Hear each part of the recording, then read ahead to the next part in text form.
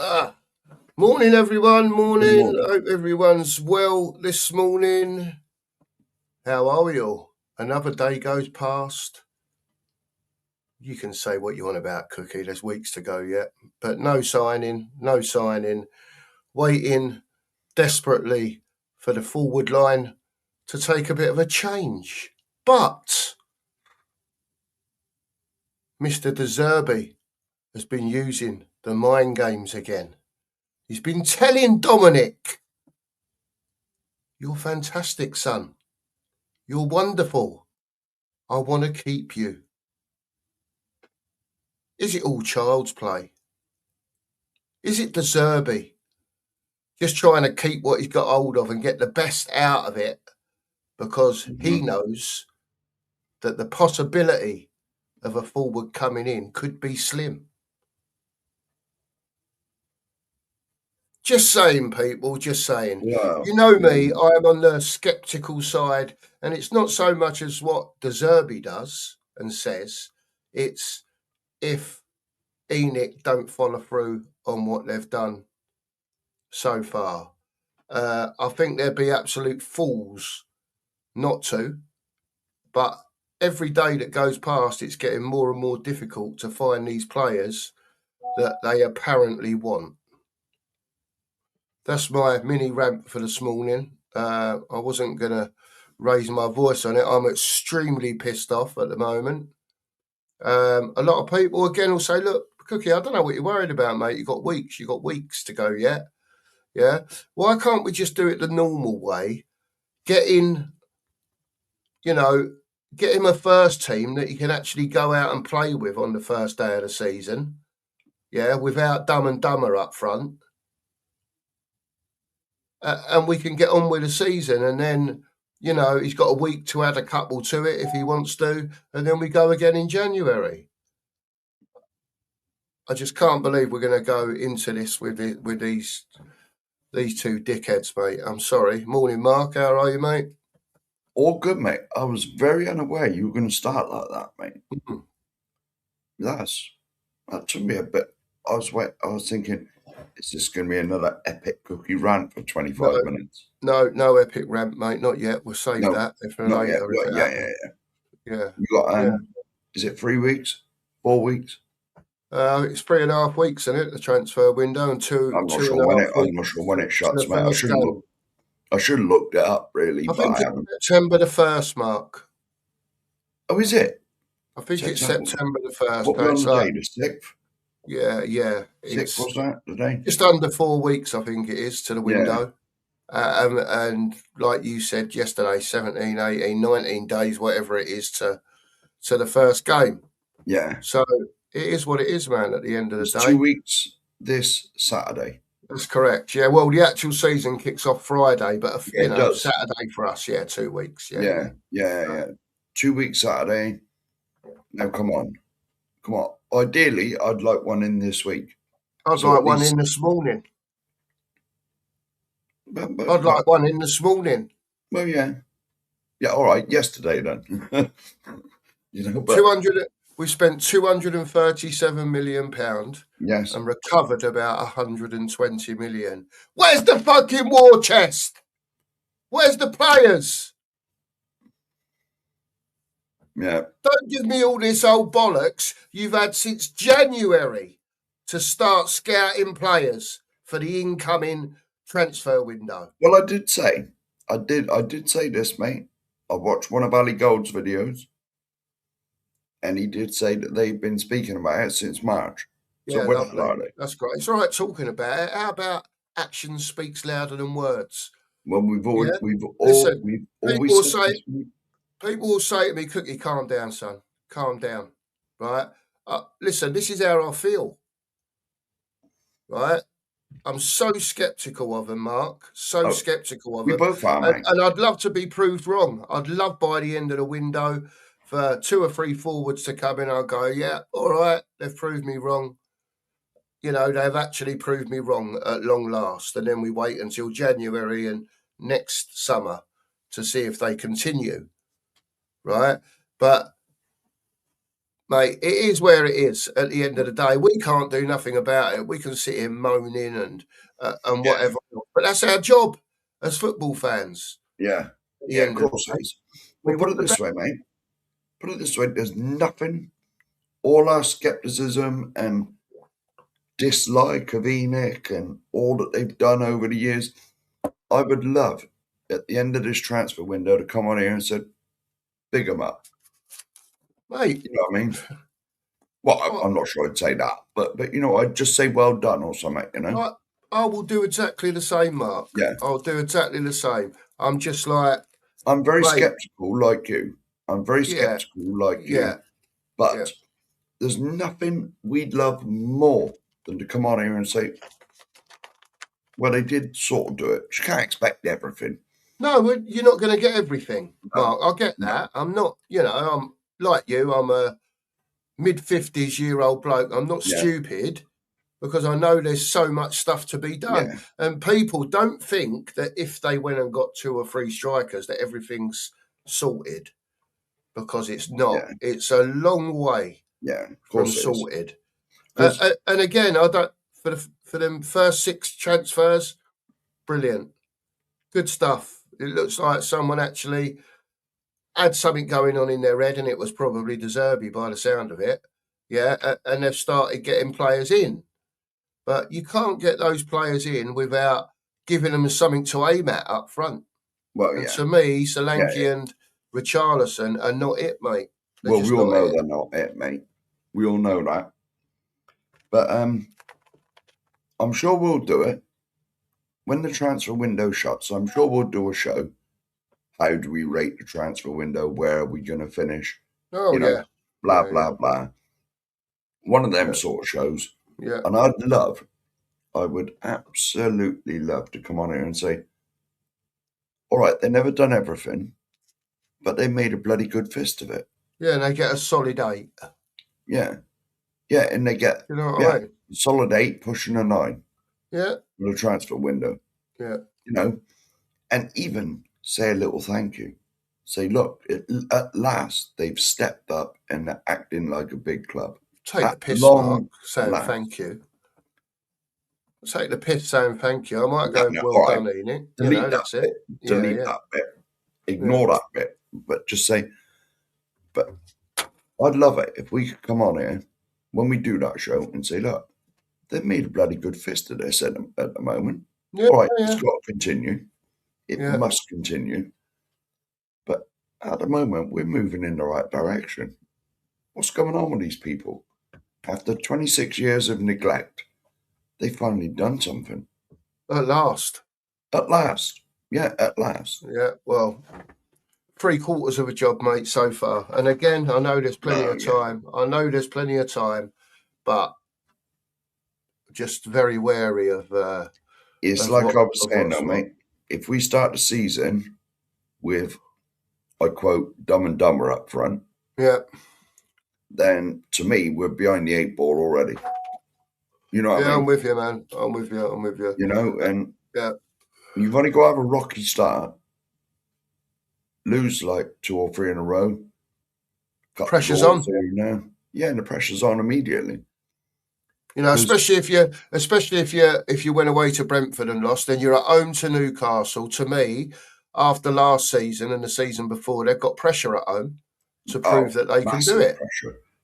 Massive So pressure. if you did have a dodgy start, I don't know, got a draw at Brentford, and then you played Newcastle at home and got beat 2-0 or 2-1, that'd be shocking because Newcastle have had their team ripped to bits. Yeah, hang on a minute, mate. If we lose to Newcastle, there's something definitely going on. Well, Because I'm just saying,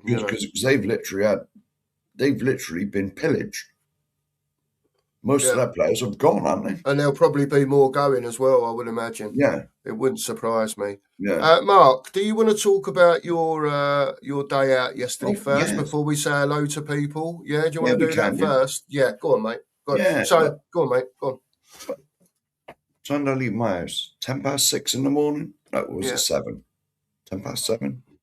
I 6 can't. probably. It was 6:10. Yeah, 6:10 in the morning. yeah. I drove to, no, somewhere you said you knew. I drove to Osterley, Yeah.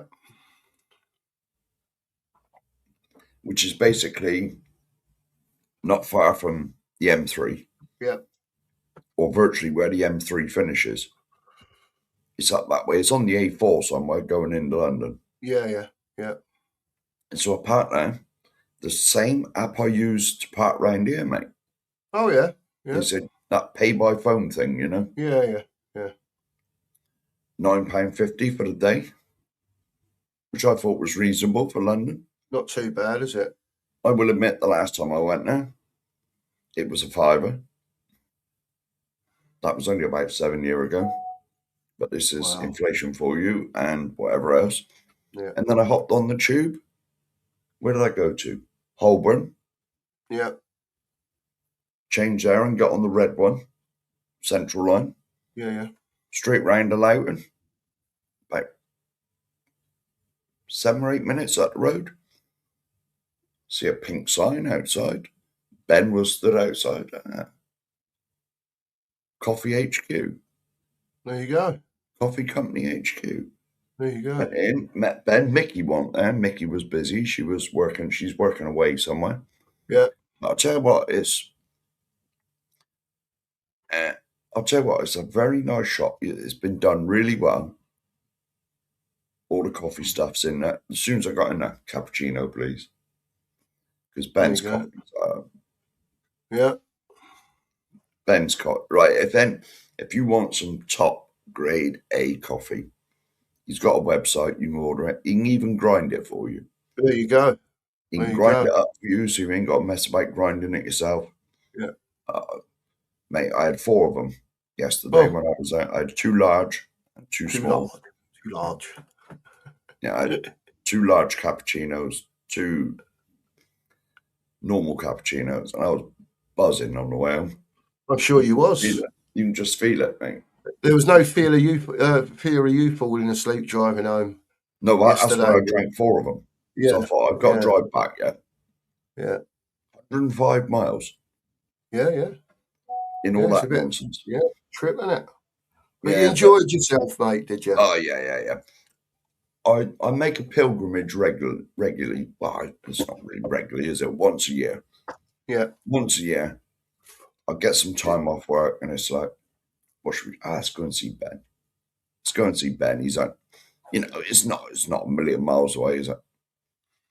No. Normally, Once I get the normally, car sorted out, I'll endeavour to make the trip. Do you know what I yeah, mean? And I will do it. I will do it. I've got a few issues with my motor at the moment, as I've told you, that yeah. have got to be sorted out, and that'll be going in the next couple of weeks. So once I get that sorted out, I'll make the effort to get down there and see Ben and the gang. Well worth it. Yep, Well worth it.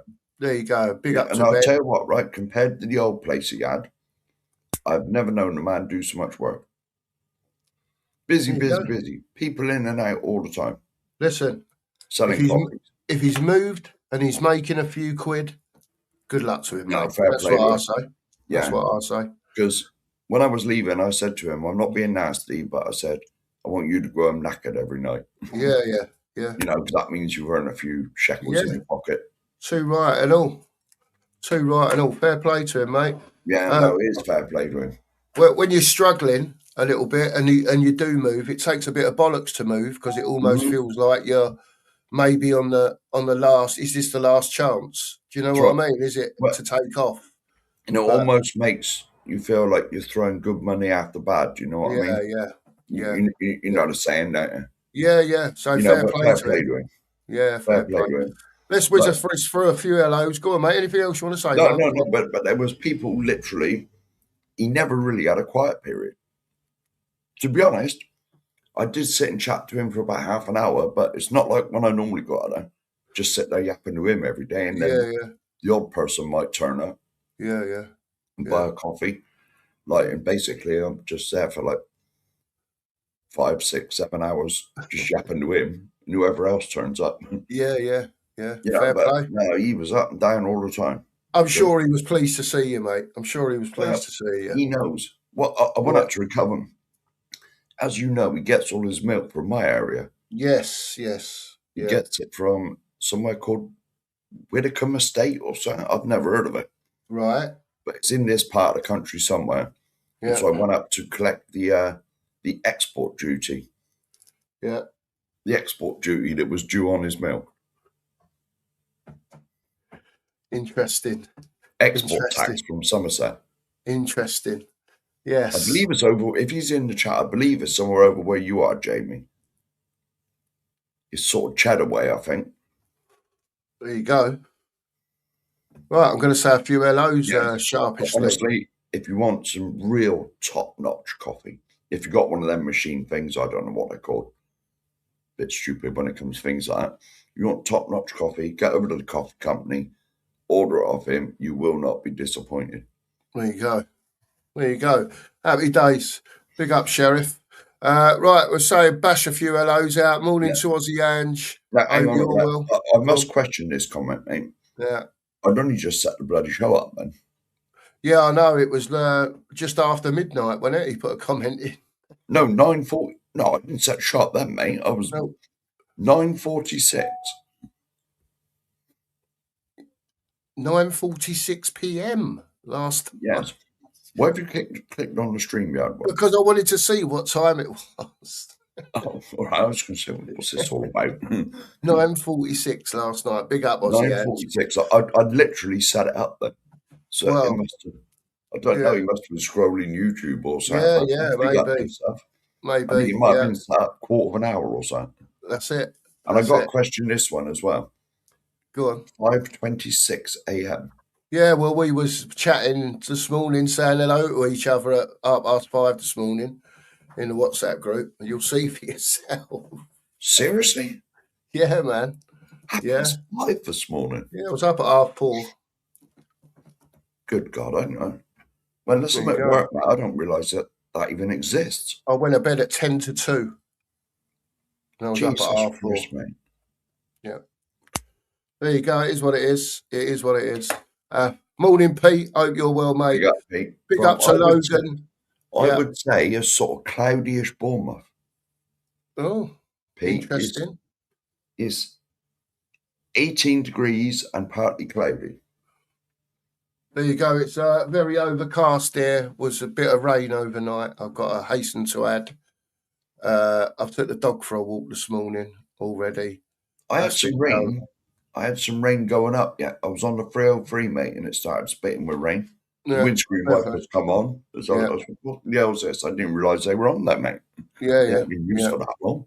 Yeah. Flicks is in. He says all these links to Savinio, Gakpo, Osherman, sell on Romero, even if it is only 40 million. Just get the job done, Tottenham. Absolutely. And he's live, Flicks, today, Hotspur Flicks TV, 3:45 this afternoon, if anyone would like to join Flicks. Mm-hmm. Hit that like button, please. Absolutely do and that. And the fun thing.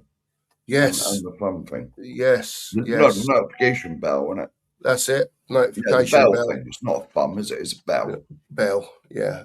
Miss Rixham's in the house. I'm getting ready. Yes. Oh, hang on. Yeah, Miss Rixham's in the house. Good morning, my handsome fellows. Hope all's well. And little squeeze for Kate. There we go, Kate. There you go. Happy days. Good morning to you. Morning, Kate. Hope you're well this morning. She says, hang on a minute. There we go. She says, I can't see it now, at 7:31 a.m. this morning, it was 12 degrees in Sheffield. No doubt we will get an update from Kate. Morning to you, Kate. Hope you're well. The weather's took a turn. Well, one day this week, was it Tuesday, was roasting? Warmer, yeah. It was up around 30 down here. Yeah, weren't that warm up here, but yeah, no, it was about 27, I think. It's taking a turn for the worse down here. It's like I said, it's like nearly 10 o'clock in the morning and it's 18 here. Yeah. Right. Marianne, morning to you. Hope you're well this morning. Big up to you, Marianne. Absolutely. Dingo Yid's in. Morning, Muppets. Morning to you, Dingo. Morning, and George is in. Morning. Hit the like button. Hit the join button too on your way in, please. Absolutely. If anyone wants to join with a membership, you're more than welcome. You can do that. super chats, super stickers, or just stick your comment in the chat. It's entirely up to you. But when it gets busy, I have to miss some comments out. But we will always read out anyone that's sent in anything else. So big up to everyone. Big up George, thank you. Wembers is in. Members, big up. Morning, boys. Hope the sheriff had a great time. Yeah, it was Ben nice catching up yesterday. with Ben. Ben's a Yeah, very yeah. good mate of mine. Yeah, Very, there you very go. good mate of mine, Ben. It's been a long time since I've been out to see him. Yeah, I took her out. Sorry. Yeah, she's been out. Sorry about that. I was just being asked if I took the dog out this morning. Big up, Rodney. Hope you're well. Big up, Rodney. Steve's in. Big up, Steve. Morning to you. Big up to Stokesy. Hope you're well this morning, Stokesy. Payne is in. Big up, Lee. Morning to you. May the force be with you. And you as well, my friend. Absolutely. Found a member of the Mark Army. Yes. He's in the chat. YouTube member and moderator. By the way. President, I would say. President of the Mark Army, Mr. Taylor. Hope you're well this morning. Big up to Ghosted. Hope you're well this morning, Ghost. Billy's in. Big up, Billy. Going into the season with Tell, Richie and Solanke as our front three fills me with dread. Big up to you, Billy. Have faith, Billy. No. Don't. Celery Agent's in. Big up to you, Celery Agent. Hope you're well. And Mr. T says, what would you prefer, people? 2 new strikers or 2 new wingers? The way it's going, Mark, strikers. As much as we need wingers, strikers, because my thought is now that if we don't get what we need, I think you'll see Spurs playing more of a 3 at the back. So that Robertson or Udogie or Porro or Spence can get down the line. Can bomb on and then try and flick the ball in. Yeah, that's if he doesn't get what he wants, as winger-wise. As long as Spence don't end up on the left, because he's not got a left foot. Be Tell, wouldn't it? Well, yeah, but say if he gets crocked. I know it's not a lot anyway, but... Well, he's more of a forward player anyway, whereas Spence isn't as such. But listen, it's all the joys. We know that we need another left winger. We know that we need another right winger. And we know we definitely need a new striker or 2. 2 strikers at least. And we may well need, and this is a subject of a bit of conjecture, we may well need another number 10. Because we haven't got one at the moment. It just seems to be... I'll generalise this. It just seems to be the whole of our front line, wingers, strikers, forward-thinking players, they're just made of glass. All of them. All of them. Yeah. I get you, mate. I get you. They can never stay fit, any of them. Multi-channel says Romero joining Atletico Madrid. It'd be them or Napoli, I think. Multi-channel, it all depends who offers the most money. Inter Milan was in the mix. Who? Not Napoli, Inter Milan. That's who I'm thinking. Sorry, Mark. Right. Yeah, Inter Milan or Atletico Madrid. I was going to say. I was just about to say you must have read something that I haven't. Yeah, it's just whoever pays the most dough, mate. Yeah. And I think that's what Spurs want, a little war between them two. And it'll sort of get it up, not to the 60s and 70s, but you might end up getting 40 mil for him. You know what I mean? I do find surprising, though, mate, is it wasn't so long ago there was rumours of 80 million, 70 million. Yeah. Now it don't look like we can give him away. And you know, he's obviously... Well, he's not officially on the transfer list, but there has been rumours going about for a long time that he was going to be out of the club in the summer. Yeah. The queue doesn't seem to stretch around the block, does it? Not really. Of teams lining up. I mean, I think that tells you more about the player. Yeah. You know? Yeah. You know, there's not a very long queue of teams willing to... Suitors, I think the word is, Mark. Yeah. Not a long list of suitors. Suitors, yes. That's very good. I'll keep going with the hellos. I've just whacked the link in the chat if anyone wants to jump on. Steve says, Sheriff, there's a massive pothole has appeared next to Hardy's monument. Your next job. Hardy's monument is literally down the road from me. He's been Googling where you live, I reckon, Steve. Oh, yeah. He's been Googling where you live. He's found a road near where you live, found the monument. It's not just down the road. It's within 25 mile of me. It's sort of Weymouth way. It's in Dorset. Yeah. Yeah. Well, I went there. I went there when I was a kid, I think. It's Thomas Hardy, you know that bloke who's all white. He grew up down that way. Yeah. Yeah. Deep breath for this one, Steve. Sorry, mate. Big up, Mark. Remember, there's the dog. The dog's coming to say hello to me as well. And Steve's coming in as well. Sorry.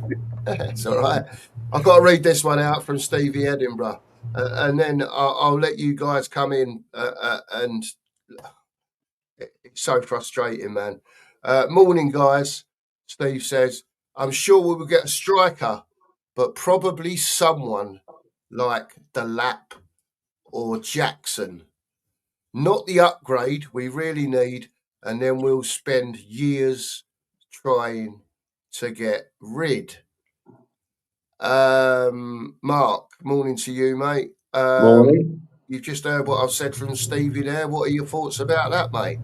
Because time's getting on, Mark, isn't it? Time's getting on to find the proper players. You know what I mean, as such. Yeah, the Bombers seem to be a thing of the past, to be honest, with all the talk. But all we seem to be linked with is wingers. We don't seem to be linked with any forwards, what I've seen so far. Savino and obviously Noosa. But there's absolutely no talk of a striker I've seen. So I'm very worried. Do you think he might go with Solanke, Mark? Maybe buy one, try and get rid of Richarlison, but if they can't, the one plus Solanke would be the main men. But rather than playing with out and out strikers, maybe he's going to go for someone like a Gakpo that can fill across the front anywhere. You know, and those type of players that are sort of, I don't know. That is typical of us. Can you remember a few years ago? Multi-role. Yeah, multi-role. Remember a few years ago we went through a stage of buying players that were like multi-positional. Yeah, yeah. You know, we brought in a few players that can play 2 or 3 different positions. I mean, it's an idea, but jack of all trades, what the old saying is, isn't it? Master of none. Yeah, as I said, I think that's exactly what he's going to try and do. I think we may get Savino, but the Gakpo thing might happen. But we're trying to fill positions with one player rather than getting what we actually need. So we won't actually get a proper forward. We'll get wingers who can play up front as well as the wing. Yeah. And would you like to comment, Mark, on the? I did allude to it in my little speech at the beginning. £237 million spent. We've recovered about 120, something like that. So we've spent somewhere in the region of £120 million if you break it down, right? Mark, where is the war chest? And I think it was 400 million, wasn't it, mate? Not 250 million. It was 2 windows worth, wasn't it? That was the FFP thing. Right, yeah. 400. Okay. Yeah. Some reports 500. But where's the 250 war chest? Or is the rest of it for the striker, Mark, that makes it up? Because we've got to get so many more out yet. You know, Rain made a good point on the show the other night. He was on the show the other morning, and he said that we've got 21 non-homegrown as it stands. And he got a list up and says, right, Romero out, there's 1. Vicario out, there's 2. I think he mentioned Sarr, and he mentioned 1 other. So he said, there's your 4. But he said, even if you sold them 4 and you go and buy another 1, you're still 1 over. So there's 1 that's going to miss out if that was the case. Is this for European rules or? No, this is Premier. This is Premier rules. Yeah. Yeah, I mean, obviously, you would have thought Pape Sarr would go. You would have thought he would be sold. Obviously, Romero, Vicario. Yeah, it's an interesting one. I'm not sure who else. I suppose if the price was right, Bentancur might go. It's all if buts and maybes at the moment. But at very worst, if we had this war chest, you could release some of these players, just buy them out of their contract and just say, "There you go." But it's. I suppose it's who we fill in with the rest of the spots, as in the English players or British players. So whether some of the academy players like Barnett Williams or Hall or whoever will have to play or certainly be registered, I don't know. Yeah, it looks like we might have a couple of youngsters flying about on the bench from time to time, I've got to say. And don't get me wrong, the squad ultimately does look a little bit stronger. I'm not saying it's not. It's a lot better at the back. It's a lot better in midfield. But as we've mentioned, the frontline areas need a lot of work doing to it. It looks a Big up fair to bit Ghosty. stronger, in my Big up, mate. opinion. You what, mate? It looks a fair bit stronger, in my opinion. Yeah. Yeah, but It's definitely stronger. There's no doubt about it. it's just that end of the pitch. Yeah. I think if you look at it, gentlemen, I think if all our players was fit and able for the start of the season, I think if we got a top striker and a left winger in, we'd be quite confident at the start of the season. But I think with that many injuries and them two players we're desperately needed, we're a bit like, oh, well, we're just a bit short at the moment. It's the big if, though, isn't it, Matt? It's absolutely, 100%. No, they're all made of glass. No. They are literally made of, it's not even glass, mate. It's that sugar glass. You smash it, someone over the head with a fake bottle. Yeah, Steve, morning, mate. How are you? Oh, good morning to the 3 marks. How are you? The 3 marks. I like it. Yeah, we're all good, man. We're all good. Steve, what are your thoughts at the moment, mate? Yeah, I just want to add something that you said earlier. I'm not stalking you, Sheriff, mate. I just saw it come up, and I was like, I wish I had the WhatsApp group to put it in because it was like a massive pothole. So I thought of Sheriff straight away. So Where did you see this reported, Steve? On Facebook. See, there you go. It's obviously true then if it was on Facebook. Well, yeah. It must be true. It must be true. And that's not a million miles from, I can't remember exactly where it is. It's somewhere down Dorset. It's in between Dorset, Dorchester and I think Bridport, I believe. Oh, is that? Yes. I believe you might be. Well, that is literally within an hour I could be there. Yeah, easily. Fair play. Steve says if we can't obtain a quality striker, let's at least go all in for Morgan Gibbs-White, who can get us 10 plus goals a season. Yeah. Steve, I think that's what we're talking about, mate. Yeah, go on, Steve. I think the only problem with the Gibbs-White thing is this problem we had last season with Marinakis. Now, I know Mr. Marinakis isn't very much involved with the Warwick because of the European thing last year. I think he had to take a step away, so I don't know if he's, now they're not in Europe, he's come back to take control again. I'm not, don't quote me on that, but I think the Gibbs-White thing is going to be really difficult to do because of last year, the problem we had, and I don't think he'd do business with us again.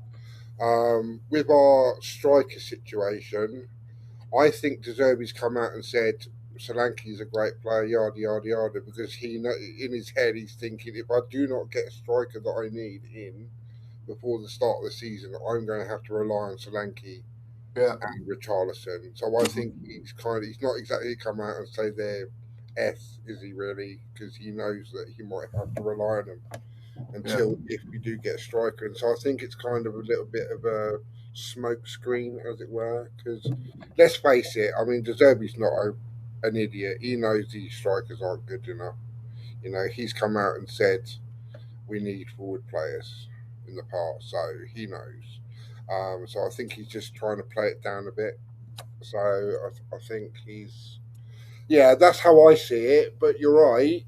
If we're going into the season with Solanke and Richarlison, one, are they going to get you 15, 20 goals a season? Unlikely. even with decent wingers, are they going to stay fit all season? Well, history tells us no. Yeah. So I think we just look. I get your frustration, Cookie. I really do. I mean, you know, I'm starting to get a little bit like because I think every Spurs fan was like, "Oh, what we doing here?" You know, 6 players in straight away, and we all thought, "Okay, let's keep going, and it's gone quiet. And you know, but I think the problem is we need to get players out as well. But that's proving very difficult to There's do. I have read Middlesbrough have agreed a £7 million deal for Ashley Phillips. Ashley Phillips this morning, but that could rise to 20 million with add-ons. Right, Right, so you okay. could basically say he's out the door, right? Which is Yeah. another player that's Let's never, give him away then. Let's give yeah. him away. But Yeah, go on. he's never played a single minute for us, has he? Let's No. face it, he's been out on No. loan. So that's okay. You can say right, getting another one off the books. Looks like Romero's going to go. So that's another one. So, but like you say, you get rid of Sarr, get rid of Vicario, Romero. So I think they're just trying to bring up a little bit of space. But Is it a case? Is it a case? Do you think they've cocked up? Does I anyone think think they might have cocked up, and then someone's actually looked at the list and thought, "Shit, we ain't done the forward line yet, and we're 4 over." I think personally is the players that we've been buying over the last few years. They're not good enough, and who's going to want to take them off your hands? I agree with Mark. Like if we got this money, Mark Taylor, I agree with this money. If we just pay them off and get rid of them, like I said yesterday. If they've got a year left, just pay them off and get gone. And go there you go. You're free And agent now. I have one example. You remember the time we had to give that defender away? Because we'd already loaned 8 or 10, whatever it was. And we were going to loan him out as well, and they couldn't count to, I believe Yeah, it you're was right. 8. Yeah, a couple of years ago.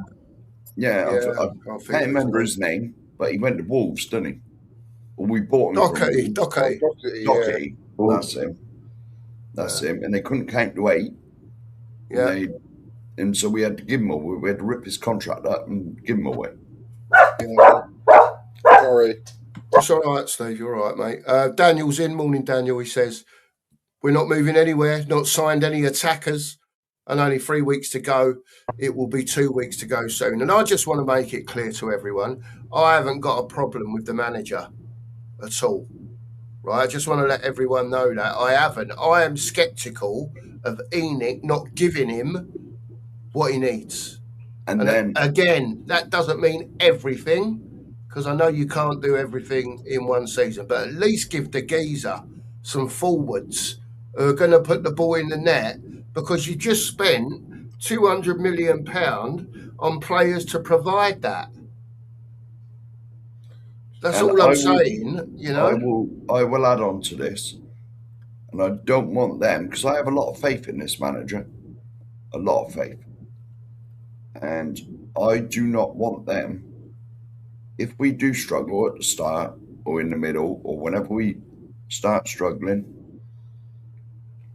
I don't want them to say, well, look what we spent and we're still not winning. What's going on here? You know, because it's the typical thing with them. Because they'll go out and spend a little bit and then blame the manager and sack him. Yeah. We've seen it time after time after time.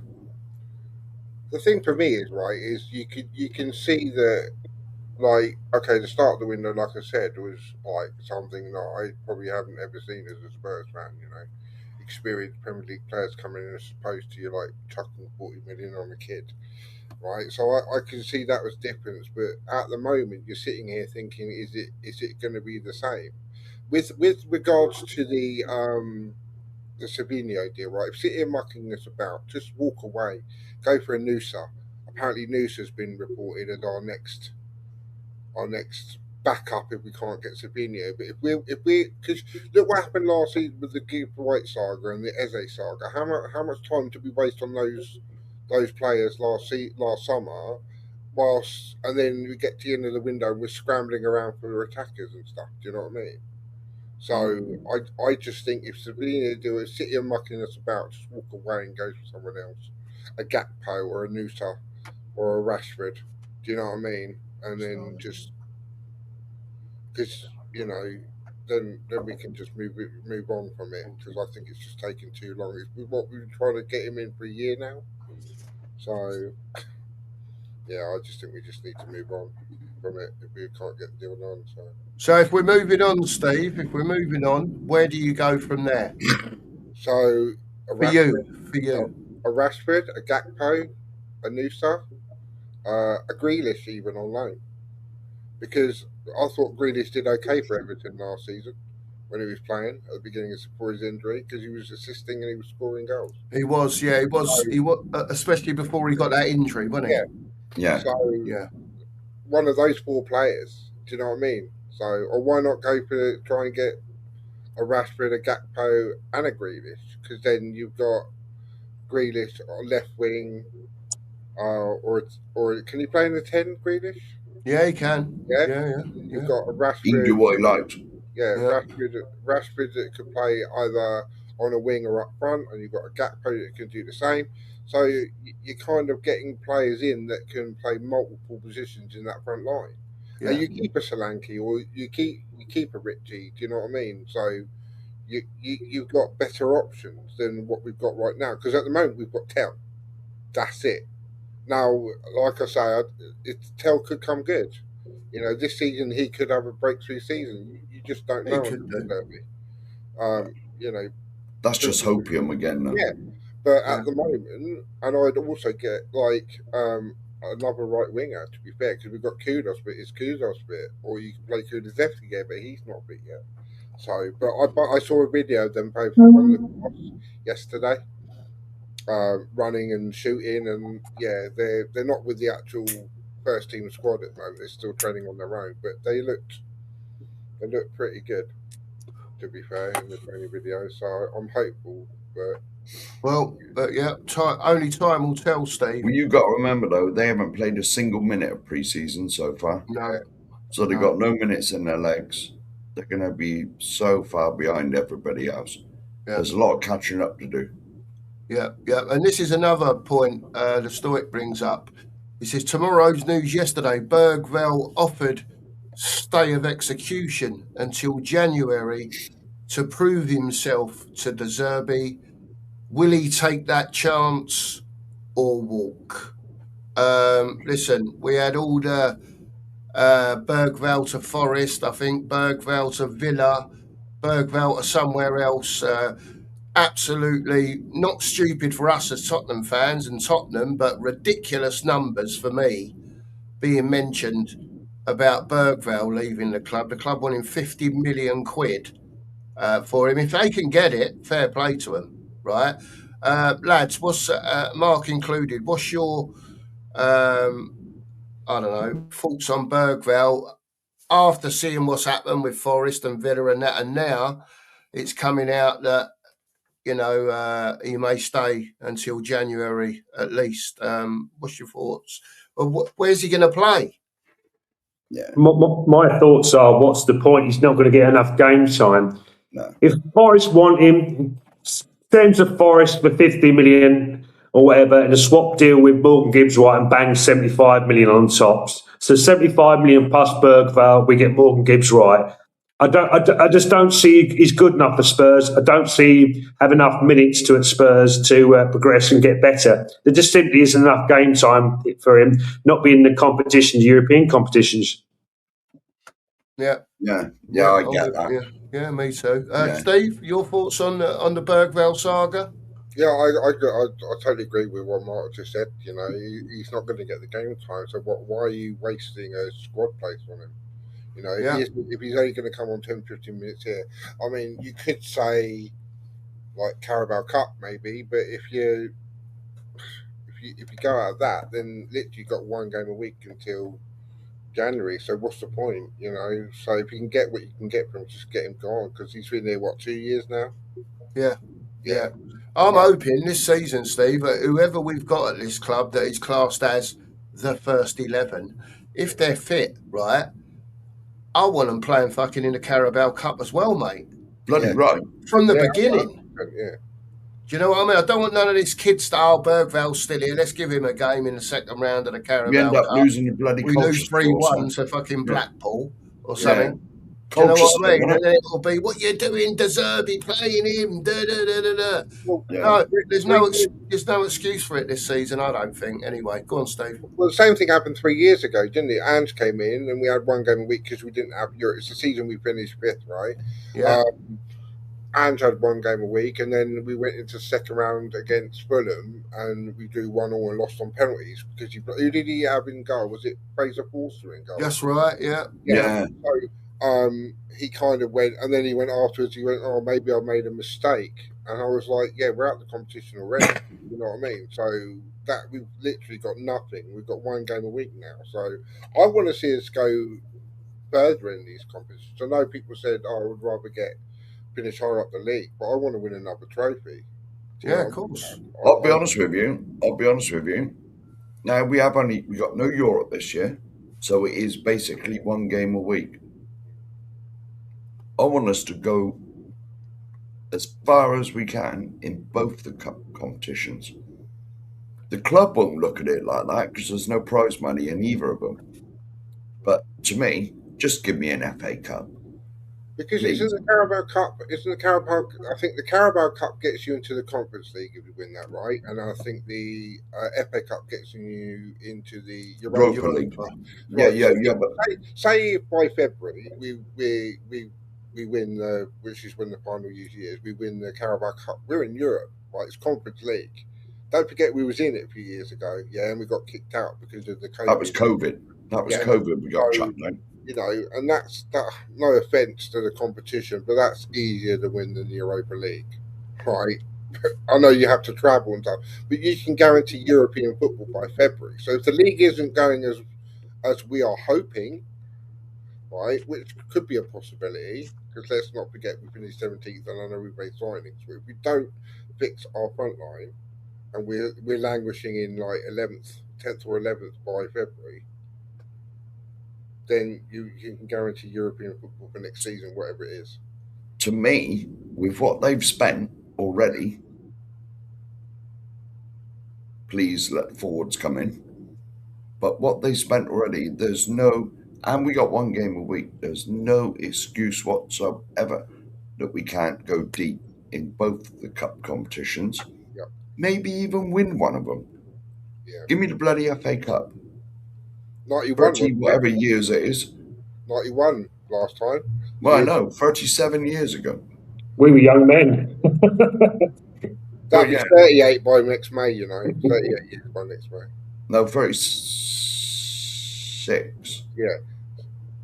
36 by next May. Yeah. 2027. 91 we won it. Yeah. Yeah, but that's far too long. That's a joke, isn't it, lads? And you got to When you remember, think about it. and you got to remember, in '91, that was our 8th FA Cup final success, and we were the top of the tree.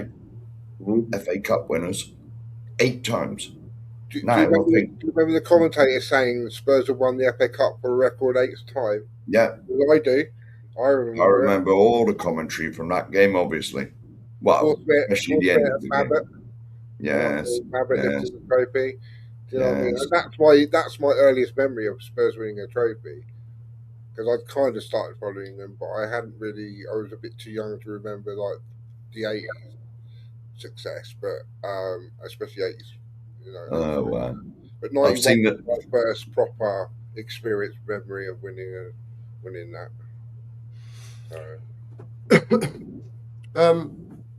I wanted to ask you about Gakpo more in depth. Williams put here he would have never made Frank's team as he scores from outside the box. So he might come to Spurs now. Ardezi is here. He makes a good point actually, because under Frank we was trying to walk the ball in the net pretty regular. There was very few shots from outside the box. Is this what a Cody Gakpo type is going to bring to us, lads? Cutting him from maybe that left wing slot onto his right foot like Sonny used to, and trying to make things happen from there. The thing is he doesn't score very often. Well, we'll get on to that. Limited he scores. We'll get on to that, and this is why I say about if it is because look. I still expect Savinio to come. I do. Right? I think that deal will get done one way or the other, unless Man City have gone too far north with the price. Right? I think that'll happen. I think Gakpo will come in. I honestly do. I think he'll come in because he solves a lot of problems. As long as he's fit, he'll cover 3 or 4 positions. Yeah. Right? That's why I think he'll come in. On top of that, I haven't got a Scooby who's coming in. I've got And Gakpo stats if you want them. yeah, I think we've had a look at them before, Steve. Yeah, you can bring them up, man, if you want to. You're more Steve, than welcome to. I've seen lots of stats on Gakpo. Have you got the stats where he scores his goals from, either the left-hand side or the forward line or the centre forward? I haven't seen any of them stats yet. So which did he score more goals in, the centre forward or the left wing? Okay, I'll just bear with me. Chat amongst yourselves a minute. I'm going to check that. No. All right, Steve. No worries, mate. Yeah, that's nice of you to do that. I've Cheers, seen the mate. next comment as well. Oh, well, if you've seen it, I'll bring it up. There you go. Sorry, world under. I got football buzzing round in my head this morning, mate. It is what it is. Big up to Gorby. Hope you're well, mate. Big up to you. 18 degrees at 9:53 in East London while walking the dog, says Yeah, Shem. there you go. 7 Well, if you were in p.m. East Oz. London, where the hell were you at bloody Loughton yesterday? There you go. See? There you go. I mean, like, we did tell them, didn't we, Sheriff? You was on your way. I made it known. 7 p.m. in Oz. I generally don't join. Prefer to give a donation through a comment. So many Spurs channels. William, no, I'm not asking for it, mate. We just let people know now and again that stuff is available. We don't, we're not on it all the time, by the way, all that sort of stuff. Morning all, says Andy Lester. Big up to you. Johnny Stokes says big up to the Sheriff. Big up. Jed Spence is receptive. There's a new one for the old buzzword bingo. Yes. I like it. Receptive. Interesting. To a Liverpool move. Spurs would be looking for a minimum of £35 million. Chaps. Thoughts on Jed Spence? And is that enough money again, by the way, in today's world? He's another English player, though, isn't he? Correct. Yeah. Yes. Well, there is that. He's definitely homegrown. I'm not sure he's going anywhere then. There you go. So that's a no then. Joey's coming. Big up, Joey. Ain't seen you for ages. Well, I did see you yesterday in the chat, but big up to you. I hope you're well, mate. Big up, mate. Joey, he does get a bit of info now and again, Joey, I've got to tell you. And he says Spence is going to Liverpool. That would have to be a Gakpo thing if it was to happen. Yeah. The Gakpo would come the other way, and then we'd obviously have to get another English player again. Yeah. I get that. Anyone think that it might be the lap up front for Tottenham? No. I'm just saying. The reason I'm saying that is because he's English. Yeah. I can't see that one happening. I can't see that one happening. I mean, the only thing I could think about, could we put another goalkeeper in the squad as well, like they always do? Because obviously the Bravner's not English, is he? No, he's not. So might be another keeper in or something like that. Maybe, Mark. Well, we had three in. We had four. Son. 4. Yeah, 4 last season at one stage. Yeah, we did. What dog are you, Sheriff? I don't know if you saw. I think it was Danny's show. No, I went to bed, mate. I watched some of it. Well, anyway, the conversation got onto what dog you were, if you was a dog in real life. You know what I mean? So anyway, Benji was on. He was a Rottweiler. I think he said he was a Rottweiler. Someone was this. Someone was a cockapoo. Someone was this. Someone was that. I was a Bedlington Terrier. That was my choice because I know my old dog Scruffy when I used to let him off the lead, even though he was only mid-size, all them rats and vermin that were running about like Enoch and Leave It Do. Yeah, he used to go and kill them, mate. He didn't mess about. Well, that's what Terrier's job is, mate. There you Terrier's go. a ratting dog. Ratting. Yeah. Ratting, rabbiting. That's it. You got to remember, Matt, I come from the farming community. Not that I live in a farming area, because I live in a town, but You got to all remember, these I've had dogs, mate, greyhounds for you'll be 35 years. amazed how many terriers, whippets, or rabbiting dogs, so they can go out and catch their dinner. Yeah, of course. Is Lurcher's one as well? A Lurcher? Lurcher, that's got Yeah, a bit of that in it lurchers. as well. Yeah. Yeah, Yeah. the terriers definitely. and the sheepdogs as well. There's That's loads and loads Yeah. of Welsh Border Collies. People just own them round here. Yeah. Because you've got to remember, all dogs are working dogs. Yeah. Unless you get a stupid poodle or something. But I agree, mate. most Yeah, dogs a are lot of them bred for are. working. Yeah. Anyway, they absolutely are. Sorry, I haven't got the stats for his left foot, right foot. Hang on, I've just got to answer this question. Hang on a minute, Steve. Hang on a minute, mate. Go on. Anyone who's met me that knows that if I'm pissed off, I get like a Rottweiler. Anyone who pisses me off, I am a Rottweiler. But really, you get to know me, I'm like one of them stupid poodle things. Just timid, roll over, and you can tickle me belly. There you go. But wind me up, I'm like a Rottweiler. Steve, go on, mate. Right, so I haven't got the left foot, right foot, but he did say that he is better playing off the left wing, so he's got freedom to cut in and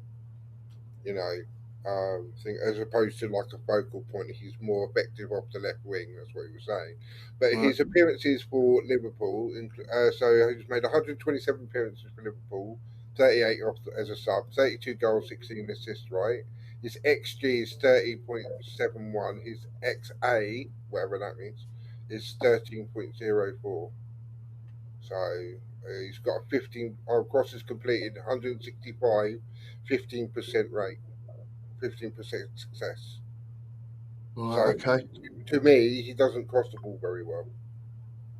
Right. But his passes and his long passes are slightly better. Okay. What about assists, Steve? Can you see assists there? Yeah, so he assists while he's been at Liverpool in 127 appearances, 16 assists.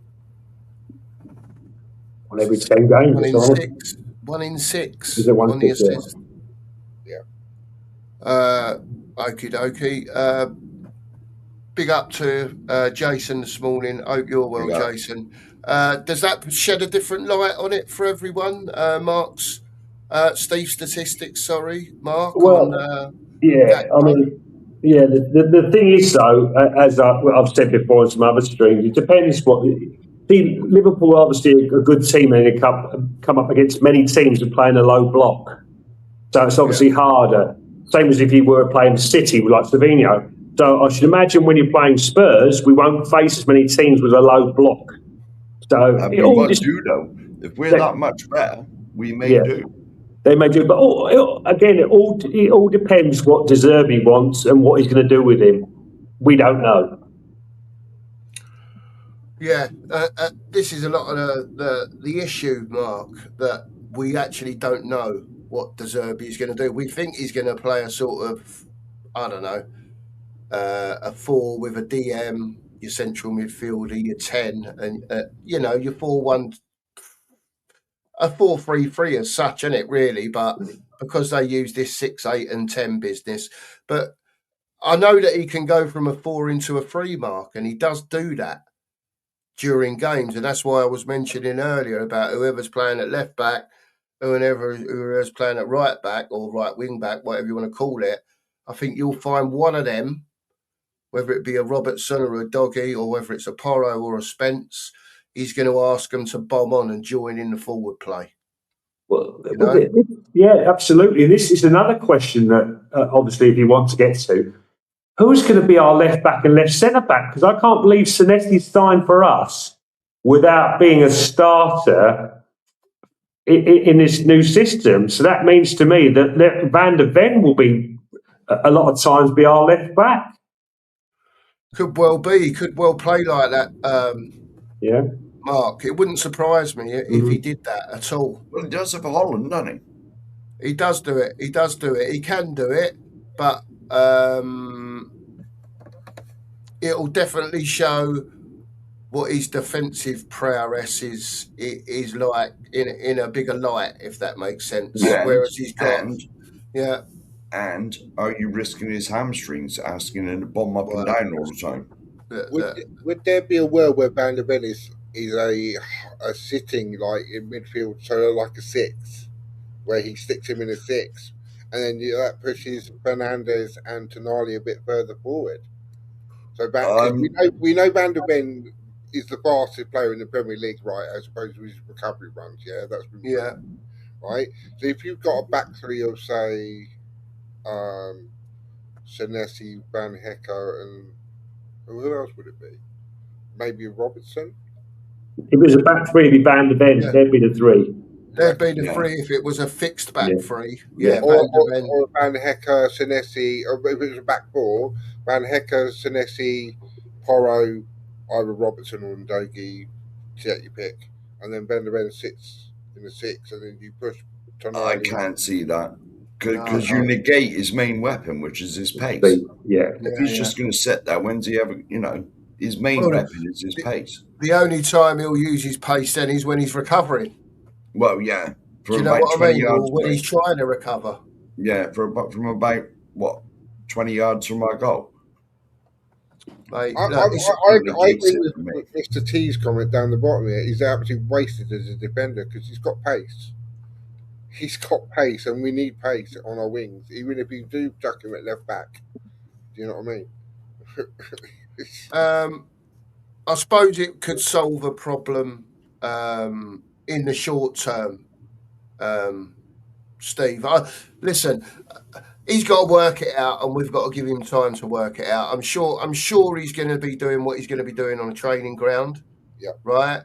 What the part that I don't like about it is that he's in control at the moment, or it seems to be. He's giving them the players that he would like to buy, right? And they've got a load of players in, which is fine, right? Whether they're his choices or they're not, because we know he was linked to some of them way before De Zerbi was coming in. But he's got what he's got. He's obviously accepted it, and that's it, right? We've got the two midfielders in, the top boys in midfield, yeah? But, again, it's a case of we're leaving it late in the window. We need to get these players in, or at least some players in, yeah, forward line, so that they can gel with everyone else, because they've all come back to training, I think, this week, apart from the odd one or two. Yeah. They're all back now. And we've got longer this year, haven't we? Because I think there's only 2 international breaks, and I think they're like 3 weeks in total. Yeah. And I think like usually when the transfer window shuts, everybody's off on international duty, because you're thinking, well, how are they going to get these medicals done? And they're doing medicals while they're off on international duty. But we've got right until the end of September. Yeah. So we've got 3 or 4 games where those players who come in on like September the 1st have to hit the ground running, and then they're off to whoever they play for their country. So it's I see your point, but I don't want a situation where we're scrambling around on deadline day for like a Mawani. That's what we generally do, or a Burner, or we got Xavi Simmons in late as well, and it was kind of Xavi. That's what we generally do. Xavi didn't have time to sort of bed in. He had to hit the ground running. He was like, "You're our number 10 or ring or whatever. Get on with it." So that is the history of the Tottenham. Yeah. It never works. It never works. And then we've got fans. Going, "Well, he ain't any good. He ain't any good. Why did he not hit the ground running yet? What?" He's crap. Manager's awful. Get rid of the manager. You can see the cycle happening, can't you? Oh yeah, it's the same old. It's the same old cycle. But De Zerbi's come out and said he's got a really good relationship with the board, and it's the best relationship he's had with the board, right? So if you're to believe that what De Zerbi says, then you have to trust in what he says, right? Let's face it, he ain't going to say, "Look, they're all a bunch of twats and I hate them," is he? I mean, he'd be the first one to say that, though. You know what De Zerbi's like. Well, yeah. What I will say is definitely thank you to I'm a Bozo. What are we doing here? 1 minute. Super sticker. Oh, there we go. It's called, one of them. Big up to you, I'm a Bozo. Appreciate it. We do appreciate it a lot as well. Take me back. What was we talking about 2 minutes ago? My mind's We gone. were talking about defence, weren't we? Yeah, Van der Ven and yeah, all that sort of stuff. Yeah, right. Okay. So again, it's difficult because we don't know how he's going to do it. If the wingers don't come, but we got a striker or two, right, or a striker and a 10, right? Do you think he goes down that route of using the fullbacks as not as wingers as so much, but more playing a 3-5-2 in possession and getting them to drop in as a 5 when we haven't got the ball, or using the DM as a screener if there's a break on, that type of thing? Or is it a case of he will just do it in game? I'm just wondering if he will set up like that, with the 3 strong centre halves at the back, and then if it's, I don't know, if it's a Porro, if it's even if it's a Van der Ven on the left and there's someone else playing, you know, if a Robertson plays as a third central, I don't know, while we've got the ball. Could that be a theory that could be right in a way? we all know that Porro's best attribute is going that way. Yeah, It's going forward. It's going forward. Porro's always, if it's coming towards us, if it's coming back this way, he always looks a bit suspect. yeah. I'll say suspect. But Spain seemed to have figured it out because Porro had a hell of a World Cup. Well, he's got Right, Rodri sitting there, Mark, hasn't he? It does help when you're playing with a load of Galacticos. You know, because Spain have got a very good team. I don't care what anybody says. Well, they won the bloody World Cup. Yeah. So they're not too bad a team, but they really got the best out of Spence. Porro. Now, I'd like to think we could do the same. I'm not expecting us to sign half the Spanish team. Yeah, but, yeah. you know, similar to that, you know, because Porro's not a defender. I've been saying it for months. He was brought in to Tottenham as a wing-back. He was brought in for Conte. Same as Udogie. Even though Udogie wasn't with us, he was still brought at the same time Porro was as a wing-back. Yeah. And if you're gonna, you know, he's not all right. Wing back, right back. It's not the same thing because a wing back's job is to get out of the pitch and stick the ball in the box. Yeah, and he's very good at that. Yeah, but as a right back, well, let's just face it. Even if he's a right back or a right wing back, he still gets up the pitch and puts the ball in the box. But as an out and out right back, I've said we needed to replace him ages ago if we were going to play 4 at the back. Yeah, I think Spain have shown over the last 2 or 3 years how Porro's got to be played. Yeah, to be honest with you, and it is as a wing back, and he does get back and help in defence. Don't get me wrong. He's not the worst, but he's certainly not. How many times have you seen Porro sat on his backside by a tricky winger? Yeah, he's been sat down loads of times, mate. Yeah. F. Sanks in. He says Enoch will leave us short, and De Zerbi will go on.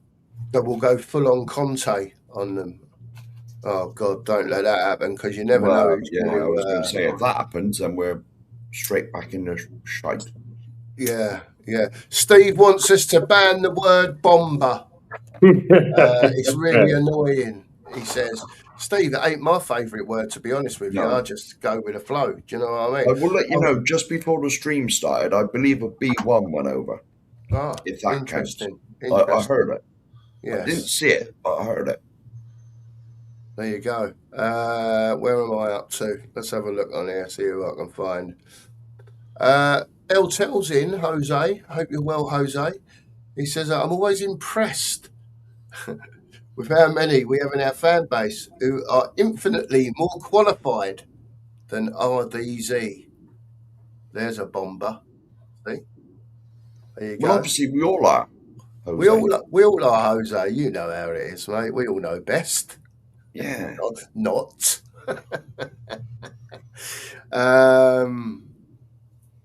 Question from Jimmy. Morning to you, Jim. Hope you're well Big this up, morning, Jim. mate. He says, currently, who starts up front versus Brentford, guys? Me and Cookie. It's already been decided. Yeah, we've sent a little note in. Solanke, mate. Solanke, if he's fit and he's ready to go, it'll be Solanke. I don't. If we don't get anyone else in, Jim. If I had two players to pick, if it could be right now, if it could be Solanke or Osherman, you know who I'm taking. Let's just put it like that. Spurs, get your money out. Yeah, you told us you got loads of money. That's Sheriff's favourite phrase. Go and spend some. Considerably more money than anybody else. There you go. Get that in there. Just get that in there. Yeah. I know what you're saying, mate. Steve, not Steve, sorry, Mark. Oh, Steve's not here. Mark, how worried are you, mate, with 3 weeks to go or 3 and a bit weeks to go of the transfer window now and 2 and a bit weeks go till the season starts? Still got a lot of players out injured. Do you think ENIC are relying on some of these players coming back to get them out of trouble? Yeah, again. 100%. They've seen the videos of Kudos and Kulu running around the change room. They are absolutely thinking we don't have to buy any more players. We'll be all right. Maybe one will do us because we've got these guys coming back. 100. Because you know how much now they're pumping it out there. Spurs TV or whatever every day are sending YouTube videos on, putting Kudos running up and down, Kulu back in training. You know what they're doing. They're going to go cheap again. Yeah. Good question from Matt. This one, big up, Matt. Good morning to all. Do you think all the talk of us overpaying early in the window is now causing us to stick to what we actually think a player is worth and not have our pants pulled down again? Could be. That's a very good point. That's why we had to spend the big money on the strikers, first of all, because they were at a premium. They were hard to get. We should have spent 150 or 100 million each and 2 strikers, then gone to the midfield and defence, because there's a lot more good defenders and midfielders than there are strikers in the world. There's a lot more, and they're always going to be more of a premium. The striker can cost you more. The striker's always going to cost you more because they're the glory people, aren't they? They stick the ball in the net. 100%. You know, and they get all the headlines and all that, you know. So, I mean, I've heard what you said, Matt, but I also heard what Dan said when he come on here the other day about they've done the easy things first and now they got the hard thing left at the end. I get both sides of it. I really do. I can't make my mind up. You know, I mean, to be honest, you would have thought any top-run football club, if you know a player's available, you just go on and buy them, no matter what position they are. You know, not just fixing it. Right, we must only look at defenders. Right, we must only look at midfielders. I mean, for me personally, the Osherman deal isn't an easy one. It's going to take time, a long time, because obviously rights, money, God knows whatever. Surely it would have been, if you want Osherman at the start of the transfer window, get him at the start of the transfer window. Don't wait 3 weeks to the end. It's going to be an absolute nightmare to try and do. Yeah, Solomon. That was the other one I couldn't think of. Solomon. When we was the non-homegrown players. Is he still linked to West Ham? Because obviously, yeah, someone is. One of our players is linked to West Ham. It's Solomon, isn't it? Solomon's our only fit right winger, though. I will just throw that in there right now. Look what we did with Brennan Johnson. Now, like, everybody was divided on Johnson. You know, that's fine. Vicky scored goals, right? But we got rid of Johnson in January, and then we had Kudos, and then Kudos broke down, and then we were relying on Odebear. And then Odebear got injured, and we were chucking Gallagher out there. This is what I'm saying. It's so mismatched at the moment. And the thing is, yes, I get the squad is bloated, and we need to move players on, but I think we need to get players in and then get rid of players. Do you know what I mean? So we're covered, and we're not having the situation we had in January again. Yeah. But I see what Mark was saying about Mark Taylor was saying about getting the strikers in right. But if we'd waited to get our midfield, I don't think we would have got a Tonali or a Fernandez or a Van Hecke. I really don't, because I think other teams would have, and then we'd be going into the season with um, Romero again. Do you know what I mean? Because we could have shifted that Romero. Dragusin would definitely have still been here as well. But because we got those defenders in, we can shift out Romero. We can shift out Dragusin. I think Danso's going to stay. Yep. I think Danso will stay because you kind of need. He's good in the air, but you kind of need that kind of backup because you can't be relying on is it Tyrese Hall that has been Yeah. playing in the defence? You can't really go because then we're going to be back to square one, relying on the kids to be a cover. So if someone got injured, who would you rather have, Hall or Danso, as your backup? Mm. And then we'll be back to square root of Yeah. again. So I get it, but the striker market is always hard. I mean, are there many strikers out there? Do you know what I mean? Look, the only striker I'd ever want to come back to Tottenham is Kane, right? Because I know he can still do it. He's proven that he can still, he can drop off, hit the ball from anywhere, score goals. Yeah, he may not be technically like running around all the time, but he's still got something about him. So that's the only striker I knew that could do it. But that's going to be impossible, isn't it? Let's face it. So yeah, I think we should just go all out for Ottoman. If you want to make a big statement signing, do it. Now, Go. somebody, I'm just going to interrupt. Somebody has sent me something on WhatsApp. All right. It's from User Aria, is the source. Yeah. Never heard of it. Nope. No, go on. And it says Victor Osimhen offered to Atletico Madrid as Galatasaray striker targets La Liga move. And it says Galatasaray striker Victor Osimhen has been offered to Atletico Madrid in a potential €75 million transfer. But you know why that is, Cookie, don't you? Because what's Alvarez. thinking about? Alvarez going. Yeah. Is Alvarez coming to Spurs? Never thought of that. That would be a bomber. You never thought of that.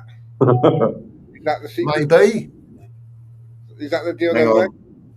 Hang on, and now I'm getting harassed now. Why? Why are you getting harassed?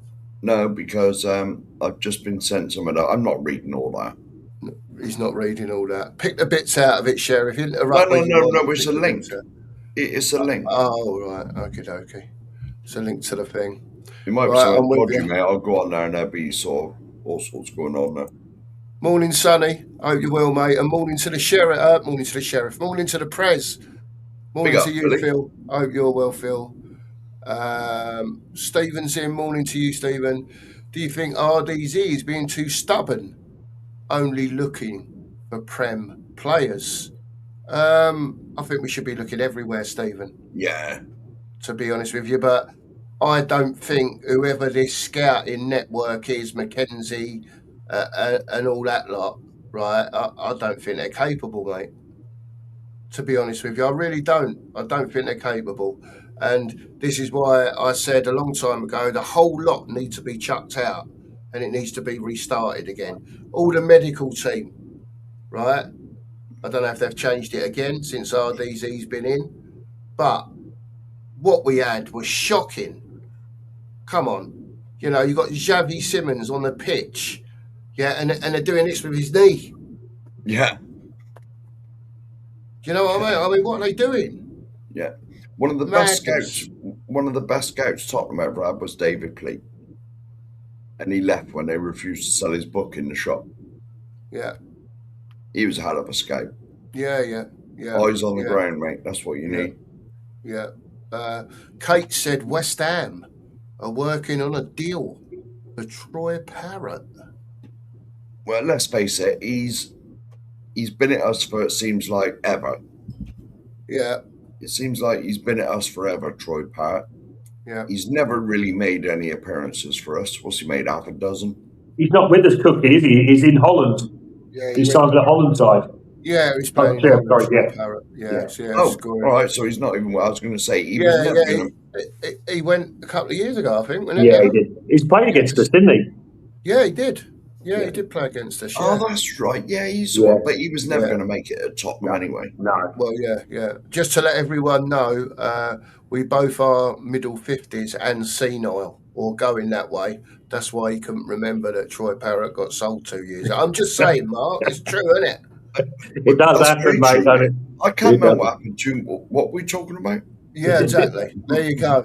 There you Yeah. go. I don't want to mention this like up the road, right? But they've signed Guimaraes basically, right? And he's passed his medical year. They got rid of Norgard for 7 million. Do you Yeah. see what I mean? They've literally just shifted. And Norgard, only signed last year, right? Yeah, but you Yeah, know he why did. that? You know why that is? Bruno's coming in, ain't he? He's signing soon. Yeah, So one in, one out. that's it. And they're at that point now where if you look at their squad, they can do that. You know, Joe Boggs is playing. What's his name over here now? He's the top man. He's on the way down. Let's get this one in now. Get what you can for him. We know we can get him for 70 million. Well, look how quick Trossard went and Stolis came in. Yeah. Norgard's gone to Everton, by the way, for 7 million. I'm just saying. But He'll do all right there. Yeah, he'll do all right there. Yeah. He'll do all right there. Yeah. It does look like Vic Rosherman. No, where the hell? What? See, I'm crazy. Troy Parrott. No, Vinny Jr. is not going there. But I did see yesterday that they have agreed a fee for Bruno. Yeah. I think that's done and dusted now. Yeah. Just to bring 75 this mil. one up, Jose says, as far as I can go back and recall, we've always had issues with non-homegrown, homegrown, and academy trained.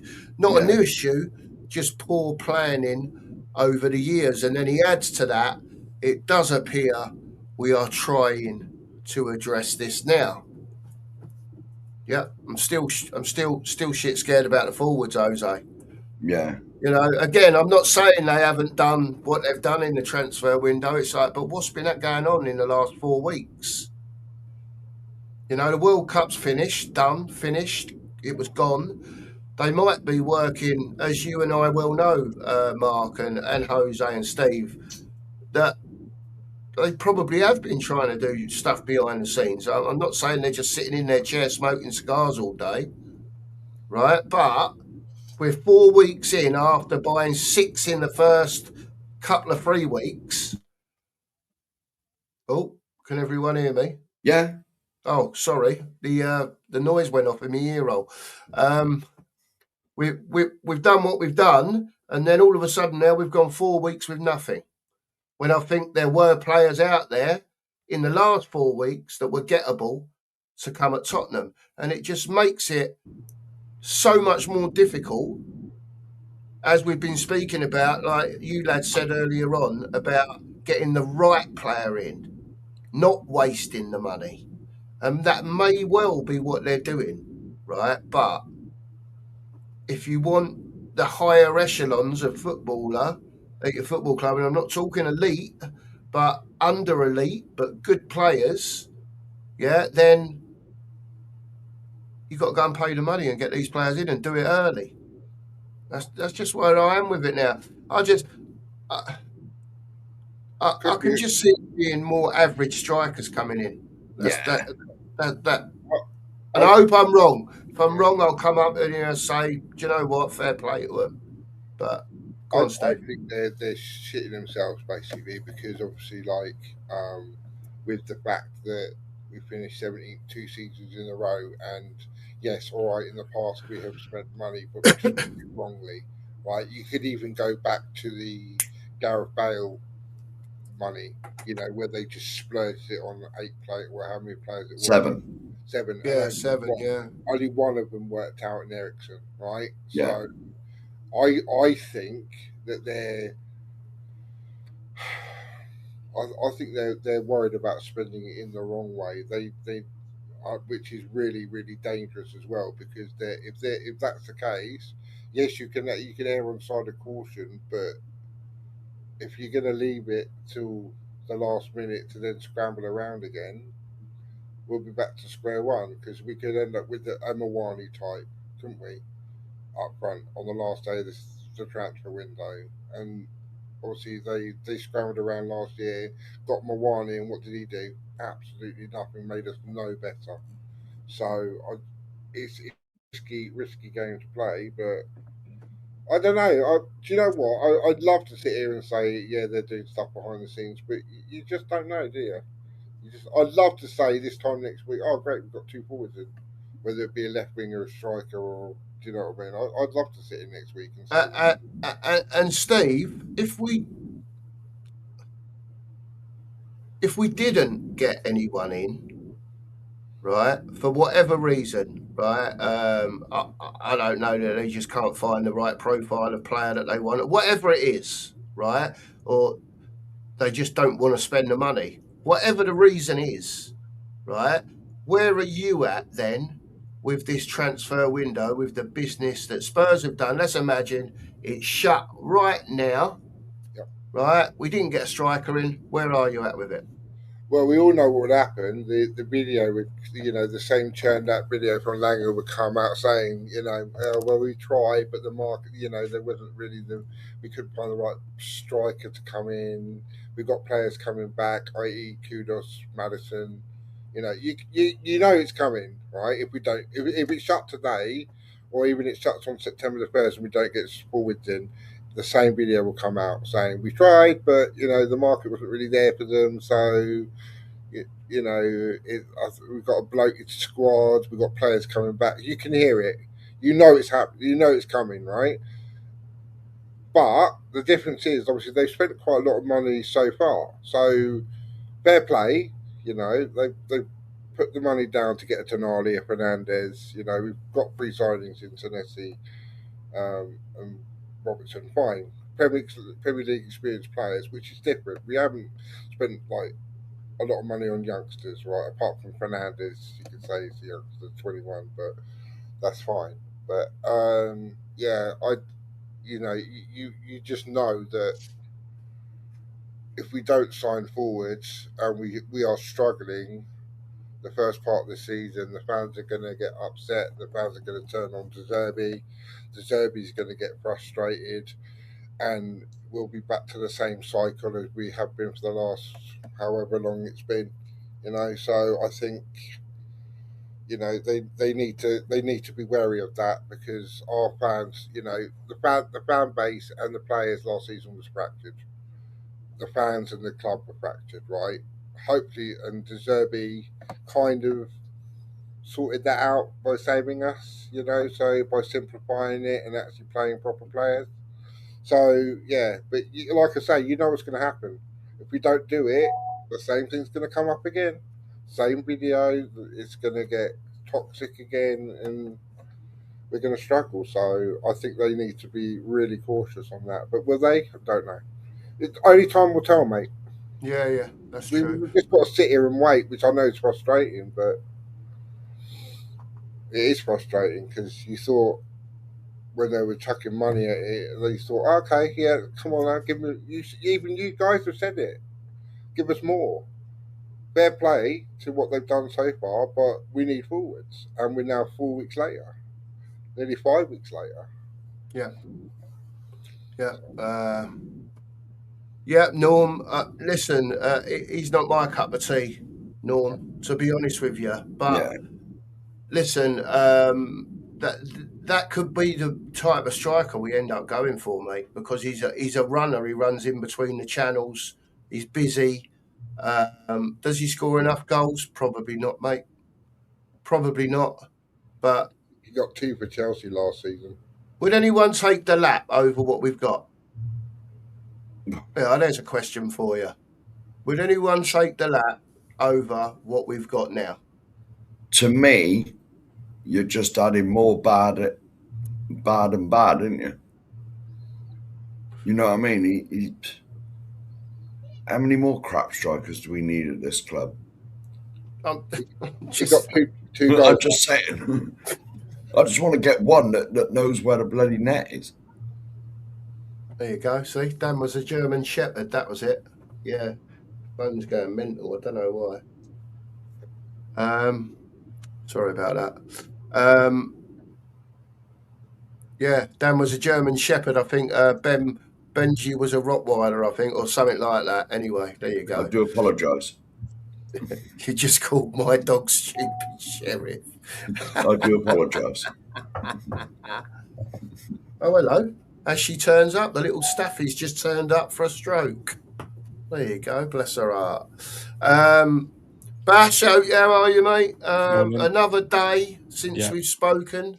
Yeah. Do you feel any different, Bash? And how do you think this is going to play out, mate? Because honestly, people say, like you've heard me say, people say, Cookie, calm down. You know, we've got ages yet. But Yeah. I don't know, mate. How are I you see a with lot- it? I think for the last couple of days, I've seen lots of rumours about players going out. I'm seeing Ashley Phillips being sold to Middlesbrough for 20 million, which I think is a bit nuts to money. To be honest, I think he's not really done a lot at Championship level. I know he had. I think he won Player of the Season last year for Middlesbrough. So, For Stoke. for Stoke, sorry, not Yeah, Middlesbrough. He's going to Yeah. Middlesbrough. Yeah. So yeah, we're doing a bit of business with Middlesbrough. We sold obviously Will Lancashire, now Ashley Phillips. So it looks like they're making a bit of money, maybe for splash it a bit in the next couple of weeks, is what I'm hoping. Hearing lots and lots of rumours about players coming in, but we just don't really have any sort of like solid, concrete evidence. I'm hearing a lot about Cody Gakpo, a little bit on Marmoush, which I think is just fabricated, to be honest. I think they just need to get someone over the line in the next week or so, because the front line is looking a bit scarce until Kudos and Kulusevski come back, to be honest. Are they going to be any good though? Yeah, I'm not sure. I think Kulusevski is quality, to be honest. I don't think he really needs that yard of pace. He was not all about pace when he was at Tottenham playing his best. The thing is, though, from what I've heard about him, he's basically got a whole knee. Yeah. But I don't think he's ever going to be the same player, mate. I think, you could say the same about. I mean, a lot of people said the same about Van Dijk when he had a bad ACL tear in his knee, and he's came back to be an even better player, to be honest. So there's always hope at the end of the tunnel. Yeah, well, there's plenty of people who's done ACLs and have come back to be just as good or maybe better, but we don't know. I mean, Maddison's a prime example at the moment. We just have no idea when he's coming back. He's obviously done his ACL. It's about a year ago now, 12, 13 months or something. Yeah. Well, this is it. We have no idea. The worrying thing for me is none of these players have played a single minute yet. Exactly. Yeah, that is scary. I mean, maybe past managers have. I think they have rushed them back in a sense. I think maybe De Zerbi this time has just taken his time, because I think the medical staff have got a really bad reputation at the moment, and I think most of the Tottenham fan base are rushing to basically say that they're the worst in the league. We need new staff every time someone gets a player. So I think they've just got a really bad reputation, and they just need a good solid 6 months to a year of not many injuries, because I don't think any team has ever had as many injuries as we've had for the last 2 years. It's actually insane if you actually look at our record of injuries. Yeah. Well, you look at Real Madrid, because they've got the retractable pitch, and they've done a thorough investigation on all of that. Yeah, I even went into that trap a little bit, because I was thinking, what is going on? I was seeing Real Madrid were getting ACLs and they had a retractable pitch. So I was thinking, am I going down that sort of that grey area? But yeah, I don't know. I think we were just panicking a lot for some of the injuries we were getting. Yeah, they either conducted or are conducting a thorough investigation into whether the pitch is right and all that. Yeah, I don't know how many actually happened on our pitch and Madrid's pitch, but the one that got me last season was when I thought Xavi was finding his feet a little bit, and we went to, was it Wolves, and we drew, or we won 1-0 when he did his ACL, and that was just you just couldn't make it up of when Xavi did his another ACL, but that was on a different pitch. So then you think maybe we just have a deal with the devil when it comes to these ACL injuries. Cursed. You know that guy in Rio that played against Chelsea and did that mazy run and hit the bar? Cara Martin. Yeah, Cara Martin, he's done his hamstring. The kid only played like 20 minutes and he's done his hamstring. Oh, my word. Not that I'm saying he was going to be anywhere near. No, I know what you mean. No, I know what you mean. You're talking about the pitches, aren't you? So and all that. So yeah, I get what you're saying about. I mean, I know this is I'm just going to chuck some names out there for a couple of forwards who I like.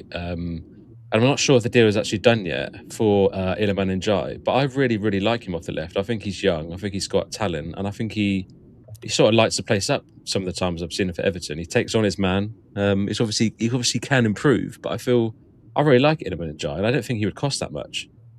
But I think I heard some rumours the last couple of weeks he was going to Saudi, so no idea, to be honest. Mm. But he's a player who I liked. Yeah. Again, there was a comment Sava brought up about why can't we buy in multiple positions. I think we can, but at the end of the day, there's loads of players that have got to go out. I'm not so sure, Sava, that they've got the money that they're saying they've got to spend. Right? Don't get me wrong, they may well have it, but are we going back to the days of, I don't know, if you like. Look, we spent 237 million quid, recovered 120. We spent about 110 million quid so far. In today's modern game, I would say that ain't no war chest. Not if a team is coming from where we're coming from and the years of decline that we've been in. Now, ENIC have said, and I'm sure everyone knows, we've got this war chest. We're going to get on it and get this club back to where it needs to be over the next 2 or 3 years, right? But they predominantly said they were spending big in this window on players. Yeah. Again, one problem we've got is we've got 4 non-homegrown too many. That doesn't stop them signing the players, but at the end of the day, if you can't get certain players you need to out of your squads by selling them or whatever, they're just going to get left out of the squad and not play, and you're going to be paying them. So to me, that seems crazy. But I'm not doing their job up there. We're just analysing it from where we are. So go on, whoever wants to talk, go on. Big up, Steve. Big up, Simon, by the way. Hi, boys. How you both doing? Oh, Simon's here. Jesus, I've just seen him. Hello, yeah, Simon. sorry. I'm good. Yeah, I've just got off the treadmill down at the gym, so I thought I'd say hello quickly. Whose gym? The gymnasium. I'm down at the gymnasium. Yeah, I know who's this gym. Yeah, the gym that keeps you fit. So I thought I'd just get off the treadmill and say hello. I've been listening to your show, very good as per normal. And strikers, where are they? I don't know. Where do you think we're going with it, Simon? Where do you think we're going with it?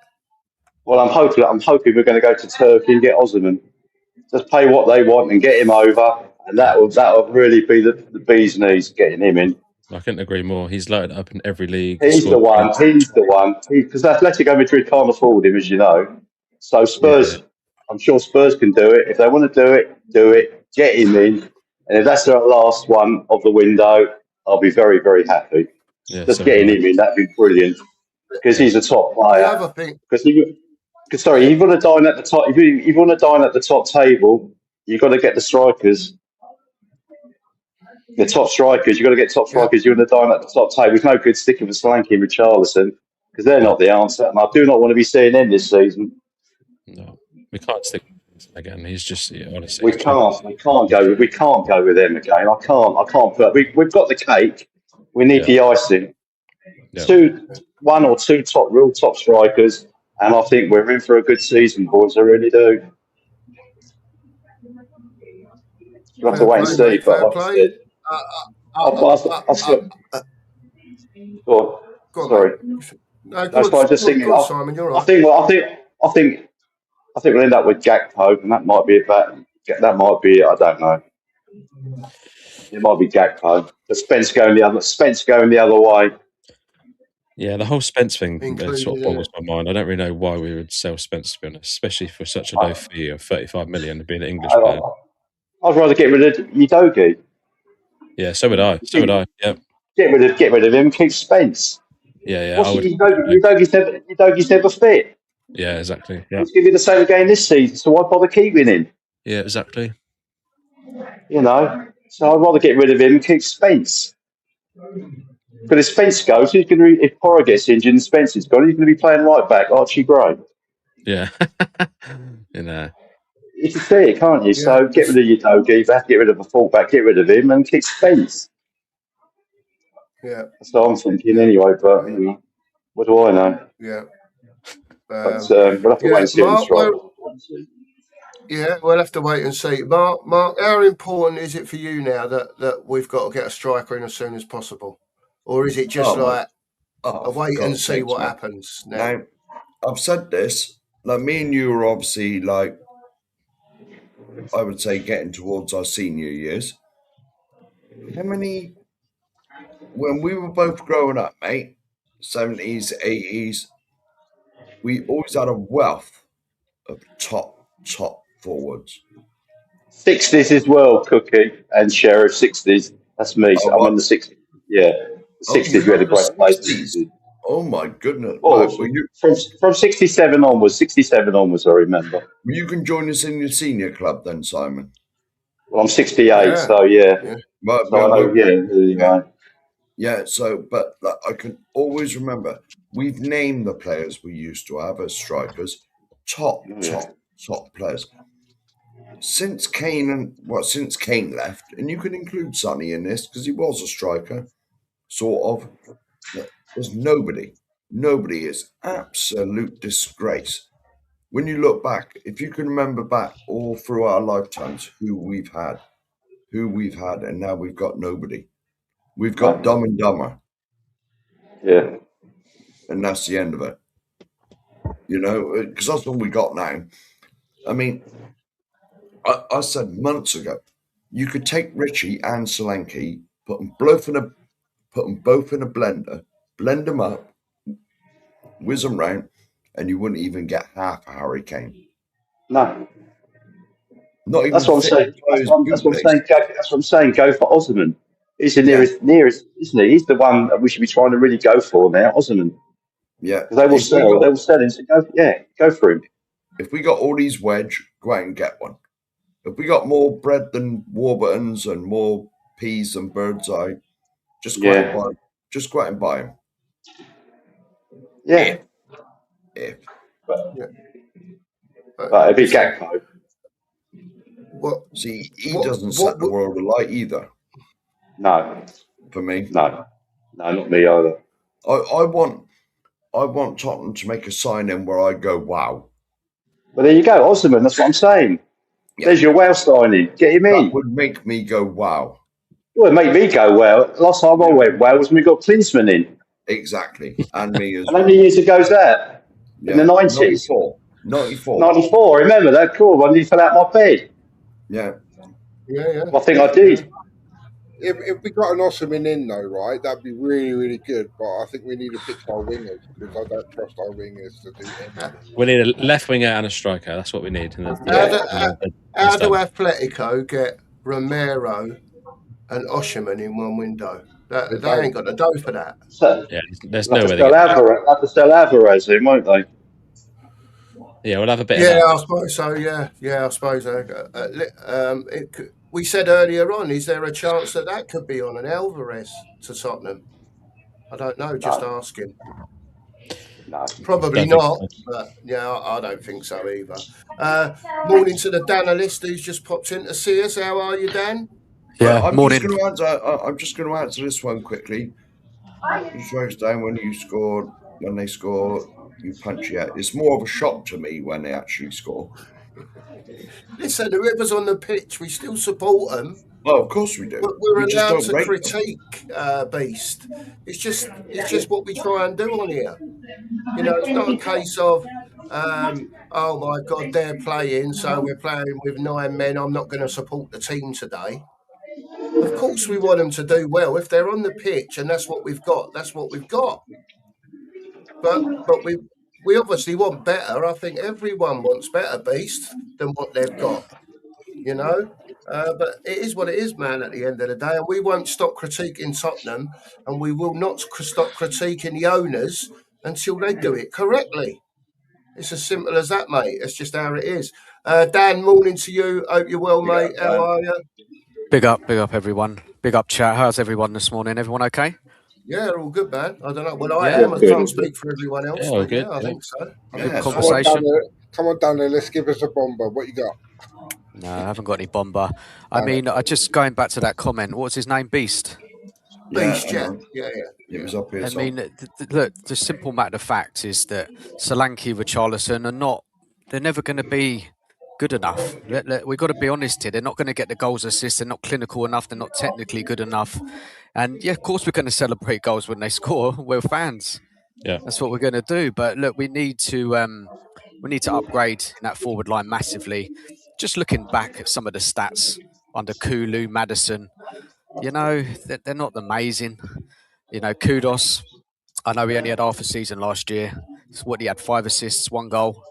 It's just that's at right now. There's just not enough goals and assists in that forward line, and we need to bring in at least a couple of players before the start of the season, or very, very latest before the end of the transfer window. And I'm sure the club will do something.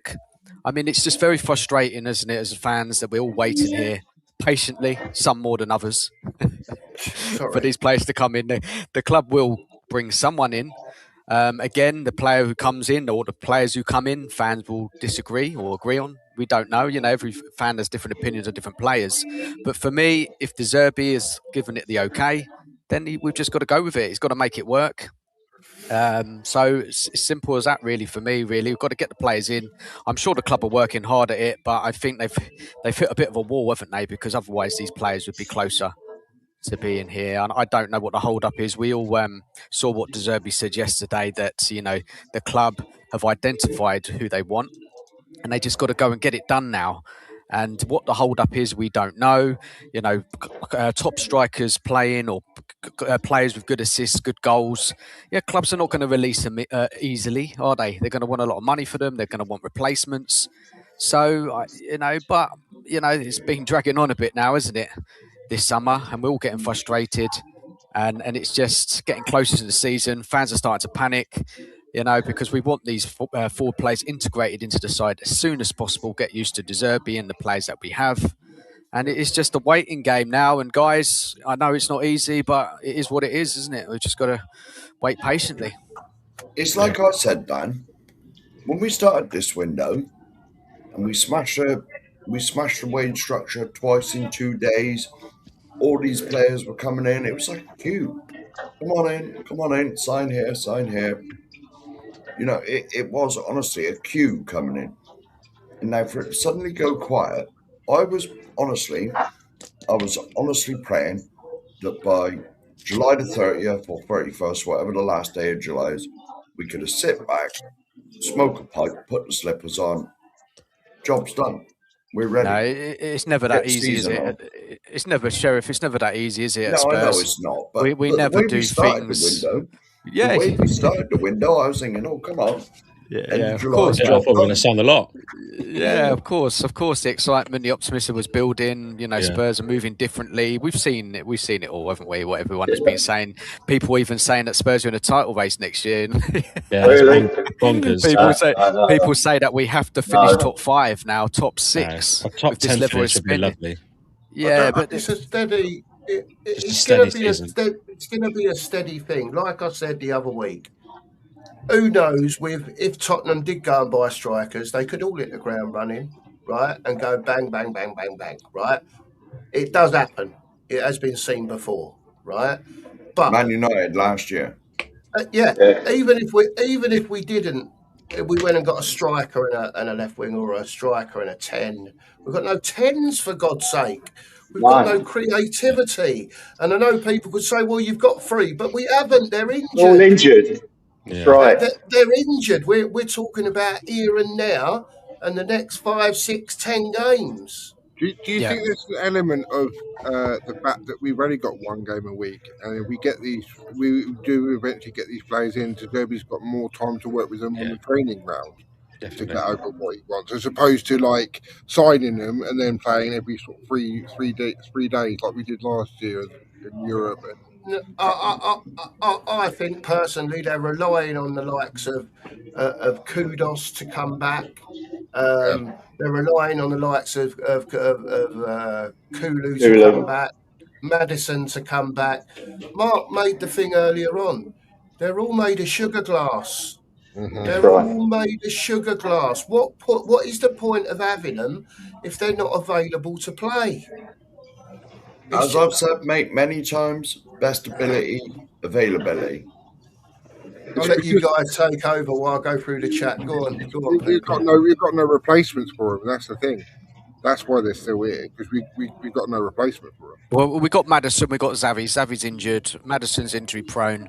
Kulu can play in the 10. People say Kudos can play in the 10. So there's definitely different options the club can choose. But It's going to be Gallagher, Dan. It's going to be Gallagher, is isn't another it? one. It's Yeah, going to there's be another one. Gallagher. Gallagher. There's plenty of Yeah. players who can play in that position. Are they good enough? Are they going to get That's enough right. output? That's another question. Are they going to be available enough? That's another question. I mean, the club say they're looking for a versatile attacker to play across the front line. So that's what they're going. They're not going for a number 9. They're going for a left They're going winger. for Gakpo. That's what they're going for. Yeah, Gakpo. they're going for Gakpo. Who knows if that's going to go through? That doesn't look like nowhere near close of happening. We don't know who the Spencer mystery go the other bomber way. is. Yeah, Spencer we could go don't the know. other way. Yeah. We don't know who the mystery bomber is. We have no idea.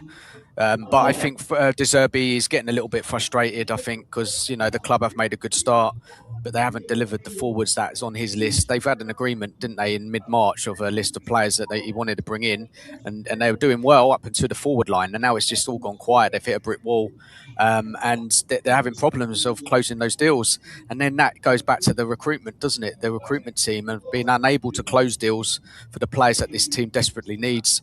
Well, going into the season with Richarlison, Solanke up top, it's just going to be an average season for me. I think you need top players. You need quality finishers, clinical finishers in tight games, big games next season. When it's close, you need someone to put the ball in the back of the net. Solanke, Richarlison, they're not clinical enough. So we're gonna lose points. We're gonna drop points. We're gonna get frustrated. De Zerbi's going to get frustrated because we'll have all the ball. We'll be playing it out from the back. We'll have lots of possession, good pressing, getting that ball to that final third, and then when we get there, No one there. and I'm not saying, Brett, son, I'm not saying that these players won't score. They will score goals, different matches, different teams against. But I'm talking about when it's, crunch time, big games. We're in a semi-final or a quarter-final. That's You're right. pushing for Europe. You're playing one of your rivals. And it's not going to be loads and loads of chances. You need a clinical finisher. Solanke, Richarlison are not it. Yeah, and there's nobody in that team right now, in that forward line, that is going to do that job. That's why we need to bring in better. So we're going to fall short next season. We'll fall short. It's simple as that. Go for Osman. Put your 8-1 boss and go for him. It's your top striker. Listen, Mr. Box Office is in the house. Big up, Mr. And he's Box been very Office. quiet. I watched a little video. I don't know if it was last night or this morning. I watched a little video that. Yes, I watched a little video as well. Yes. Welcome, Mr. Box Office. How are you? I take it you've been listening to the conversation or bits and pieces of it. What would you like to input into the situation at Spurs as we speak? I would say this. I don't do small introductions too quickly, but I just want to get straight into it. I would say this. Even though I'm looking at it like this, I think there's two sides of this. I think you can look at it like you can worry about what's happening in the transfer window right now in terms of the forward line, and everyone. I mean, if you're sitting under a rock if you can't see that our forward line's absolutely bang average. And there's nobody saying that because I've said it for 5 years now, for quite a while now, I mean. But another way you can look at it and say, this is a missed opportunity for Tottenham. And I'll explain it by this. And I said this I said it on your last show when I rattled a few people on Sunday. When I say it became a missing opportunity when you're seeing this rule of the squad cost ratio and it's working in Tottenham Hotspur's favour now. And now we've got the power now because we've got the revenues to go and buy players now. And we've got teams like Newcastle United and Aston Villa having to change their strategy and having to sort themselves out now, right? Okay. And whether or not they might spring a surprise, they might do something. They're still a weak team. They're still weaker than they were last season. So, and with the teams that are in Europe, like I said before, I'm not saying that we're going to be above the Manchester Cities, even though in transition. The teams like Chelsea that are going to be similar to us, but they're going to have better. They're going to have a obviously better squad than us, and same situation as us as well. Liverpool, which I'm still got a question mark on, and then you've got Arsenal that obviously we're never going to go above them as well. I'm looking at the below Aston Villa's, Newcastle's, Bournemouth, Brentford's, Crystal Palace's. I'm looking at all of those teams and I'm sitting there saying we've got a big opportunity here because this might not be a popular opinion, right?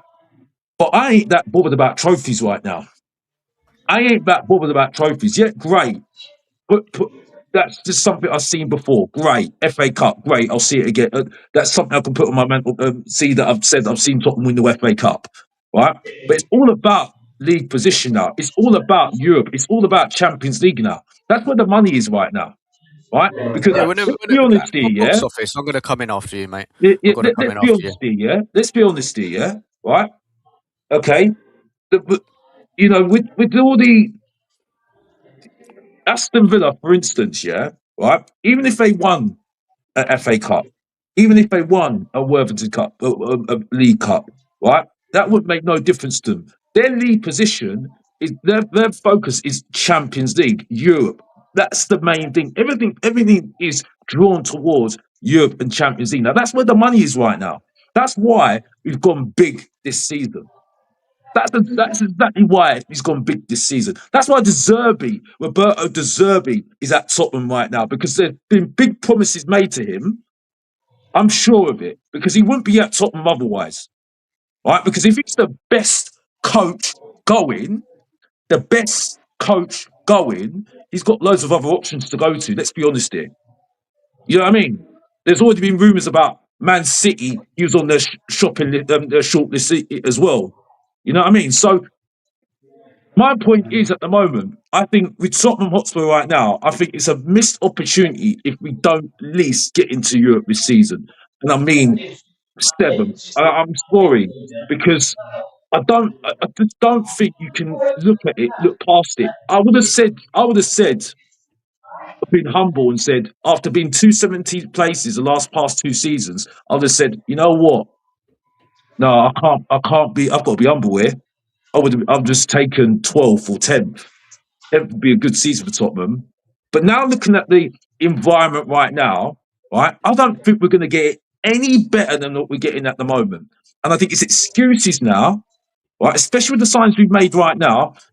I think you've got to make an inroads right now. And if we're going to make excuses that Maddison, Kulusevski, and Kudos are injured, we know the record right now, especially with Kulusevski and Maddison. Yeah? So I don't think we should be making excuses. We should have made other signings to offset those players. And if they can't get into the squad, get rid.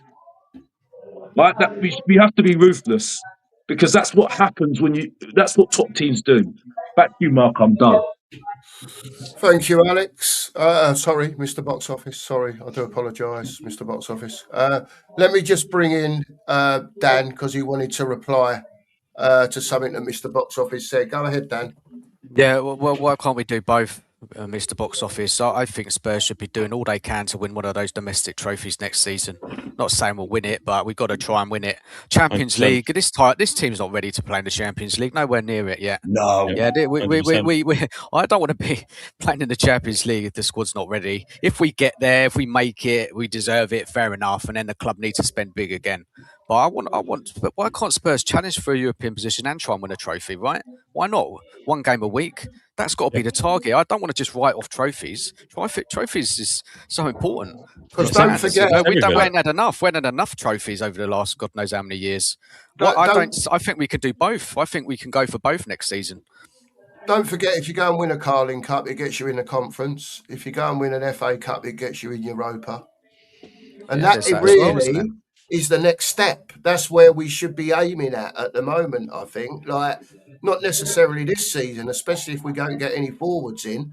I think we'll be mid-table at best with them two idiots up front. Yeah, But I want Cookie. I think if we get to a semi-final, quarter-final, I want De Zerbi to go strong as possible. Yeah, I do. I don't care if it's we might miss out on Champions League. No, we've got to go and try and win trophies at this club. We haven't had enough of them. We need trophies. We need to get that winning mentality within this group of players as soon as possible, especially in De Zerbi's first season. Imagine that if he takes the same trophy in his first full season. That would be amazing. That'd be a great start. And then push for Europe as well. We can do two things next season, I think, as long as we bring in a couple of forward players. And injuries are not too bad because, you do worry. You look at Tonali, you look at Fernandez. If one of them takes a serious injury, then you're relying on Bentancur, Gray. You haven't got good squad depth there. Yeah, so we've got to go with the injuries as well. You've got to hope that we don't have a terrible season like the last couple. But why not? Why can't Spurs go and challenge for everything they can? Just win a bloody FA Cup. It's been far too long. Yeah, but that's just memory. But that's just memories. That's just memories. I get. You don't care about it, do you? I get the whole thing with the nostalgia and everything else. But the reality is, right? We won that Europa League, and the only reason why that Europa League actually stood for something was because of the Champions League. Let's just get it right, because 17th with the Europa League still looks so bad.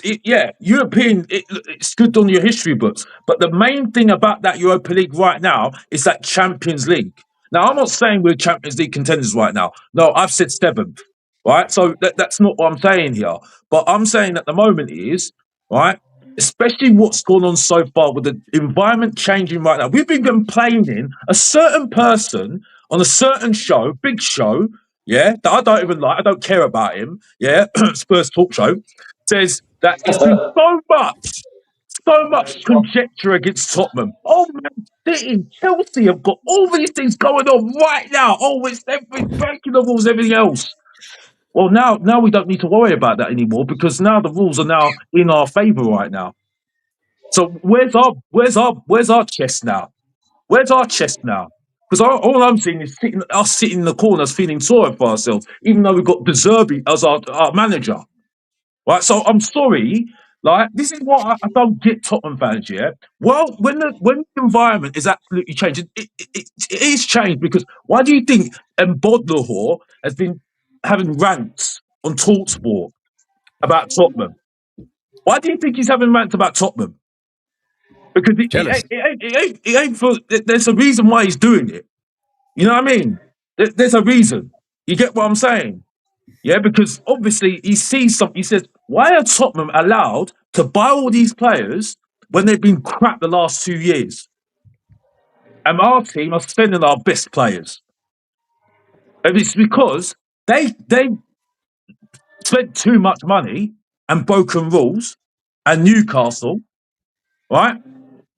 And then we have been prudent, right? Yeah, we can give some credit to the previous ownership, but that's not for me, right? And look, and now look at us now. We're reaping the benefits. We're reaping the benefits. So right now, you should be taking your opportunity. It's like me seeing a lady out there, right? And I'm sitting there thinking, should I chat to her? And I'm just sitting in the corner. And then that opportunity goes. You get what I'm saying? Like, come on now. You have to take your opportunity. You get what I'm saying? Maybe I should say that in a different way. But you get what I'm trying to say anyway. Sorry if anybody gets affected by what I said. You know, it's an analogy. Box office, are they going to? Box office, are they going to take the opportunity though, isn't it? In your opinion, are they going to take their opportunity next year? Come on. That's the question mark I put up at the moment, because at the moment, like I said, this is like a Leicester season at the moment for me, because there's a lot of question marks on a lot of teams right now. And I'm not saying, and I can see Sava, big up Sava, by the way, because he did turn up on Sunday, and he does turn up. He's like a brother that I like to argue with. You know what I mean? You know, that's what I like to argue with a lot of the time, because I don't like it when he's nice to me, because it's boring. But the point is, though, right? It's like, that's where I'm going with that at the moment. I'm the most honest guy about Spurs. Yeah, I'm the most honest guy about Spurs. Yeah, right. And I'm not very, I'm very honest. You know what I mean? But at the moment, I'm just seeing a lot of things work in our favour right now. And I just think we're not taking the opportunity right now, especially the fact that players are coming to Tottenham because of the Zerbi right now. And that's surprising me right now, because 270 places, I mean, we should be begging for players to come here right now. You know what I mean? But that's what I've got to say, because I'm going to end up waffling. People in the chat are going to say. Back to you, Mark. Well Alex, said, Alex. we're all always here to listen, mate. This is the point of the show. You know that. And opinions can be different, mate. There's nothing wrong with that whatsoever. I don't think there is anyway. That's what this show's based on. You know, everyone's opinions. Look, I've got my own theories why they're doing what they're doing. I'm not going to go through it all again, right? But it is what it is at the end of the day, right? We need, right, forwards in now. Now, We needed them in a week ago, mate. right. Listen, we needed them fucking 3 years Needed ago. them years ago, Don't mate. worry about whatever. Well, no, I'm on right? about the here and now. I know you are. I'm only pulling your leg. We're 2 and a bit weeks away from the start, Alex and Dan and whoever wants to chime in, right? And 3.5 weeks away from the window closing, right? The way I see it is there are players out there to go and get, but every single day that goes past, it's getting more expensive and it's getting more difficult to get these deals done, because 9 times out of 10, the club where you want to go and get this decent player from says, well, we've got to get someone in ourselves. Exactly. And it's pissing off De Zerbi more as well, which is one thing you do not want to do right now. De Zerbi's had a couple of nudges, Bash, Yeah. in his interviews, without directly calling them out upstairs or showing that he's unhappy. He's give a couple of elbows. We can all see it. Come on, people, what are you doing? Type of thing. You know what I want. You know who I need. You haven't told me, for argument's sake, it's not plausible to get this person. We'll look elsewhere. I mean, guys, it fries my brain that we're here again in the position, and again, I understand the beginning. I keep saying that for people that are coming in. Cookie, it goes back to the recruitment team, isn't it? The likes of Lange, who's running it. This, we needed a new DOF, don't we? Long term. The club haven't found one yet to work with De Zerbi. This is all about, isn't it? This is why you need a real good level of good people in running that kind of side, the recruitment side. You need people who can get deals over the line. And yes, they've got some good deals over the line so far, to be fair. But the attacking area, which we've been all crying out for years, have been proving since Son and Kane have left. So we haven't replaced them. We haven't replaced that level of goal threat. So, it's big deals need to be done, and you need strong people in that part of the club to go on and close the deals for these forward players. And at this stage, they're not delivering that yet. We hope they do. Time is running out, Cookie. I get it. Time is running out. We're getting closer and closer. And let's see if they can pull it off. Missed out on Danny Welbeck. I'm sorry, missed out on Danny Welbeck. Missed out on Trossard. And I just don't get the whole thing about this. Was it the Everton winger? I don't get the whole thing. Enjoy. I don't get the enjoy thing. I don't get the enjoy thing going to Saudi Arabia. I just don't get it. I love enjoy. I just don't get it. I really don't get it. It's money, box office. Money. Yeah, no. I know it's money, but I just don't get why we're not in for him. If we're paying all this money for Tonali, 100 million, I don't get why we haven't looked at. We didn't look at enjoy. I don't know why. The Danny Welbeck, I was looking like people were telling me that I was deluded by saying it, but now people are starting to see what I'm saying now, because at least he can hold up the bloody ball. You know what I mean? Keep players into play. Simple things. And he's available most of the time as well. You know what I mean? He actually would help everyone's fans' favourite now, Tell. He actually will help Tell, because he actually hold up the ball for him to go and make his runs. You get what I'm saying? So I don't know. We just missed out on him, and he's gone to Chelsea. So I don't get it. You get what I'm saying? So I'm not saying he's perfect, but at the moment, when you're saying that there's hardly any strikers out there, beggars can't be choosers, isn't it? There, You know what I there mean? are strikers But out they've there. had the There are strikers time. out there. My There are. argument is to that, Alex, right, is that, yeah, it looks like they've gone from defence to midfield and now they're moving on to the forwards. But if there was a forward that had been identified, yeah, in January, February, March, April, May, June, July, August, I know you all know the date, the months of the year. They've had all this time to set deals up, to sort out the deals that are prolonged, that are difficult to get to a situation if the player wants to come. You know, Sav has said many times, you know, you always find out from the player first if they're even interested. Yeah. Yeah.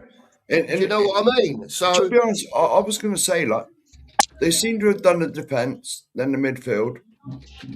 Why can't we have eyes everywhere and just look for what players are available and just bring them in? because they ain't got the people to do it, Mark.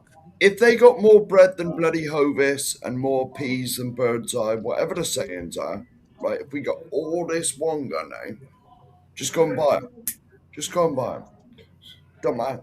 See, If you've got the what I correct, say to what I if say you've to got the that, correct scouting team, or should I say, enough scouts, your eyes should be everywhere. Should be everywhere. If you see a player, you think, "Oh, I like the look of him." Yeah. Watch him for a bit, see what you think, get him in. Don't matter where Would he you, plays. yeah. Would Doesn't you matter take where the? he Sorry, plays.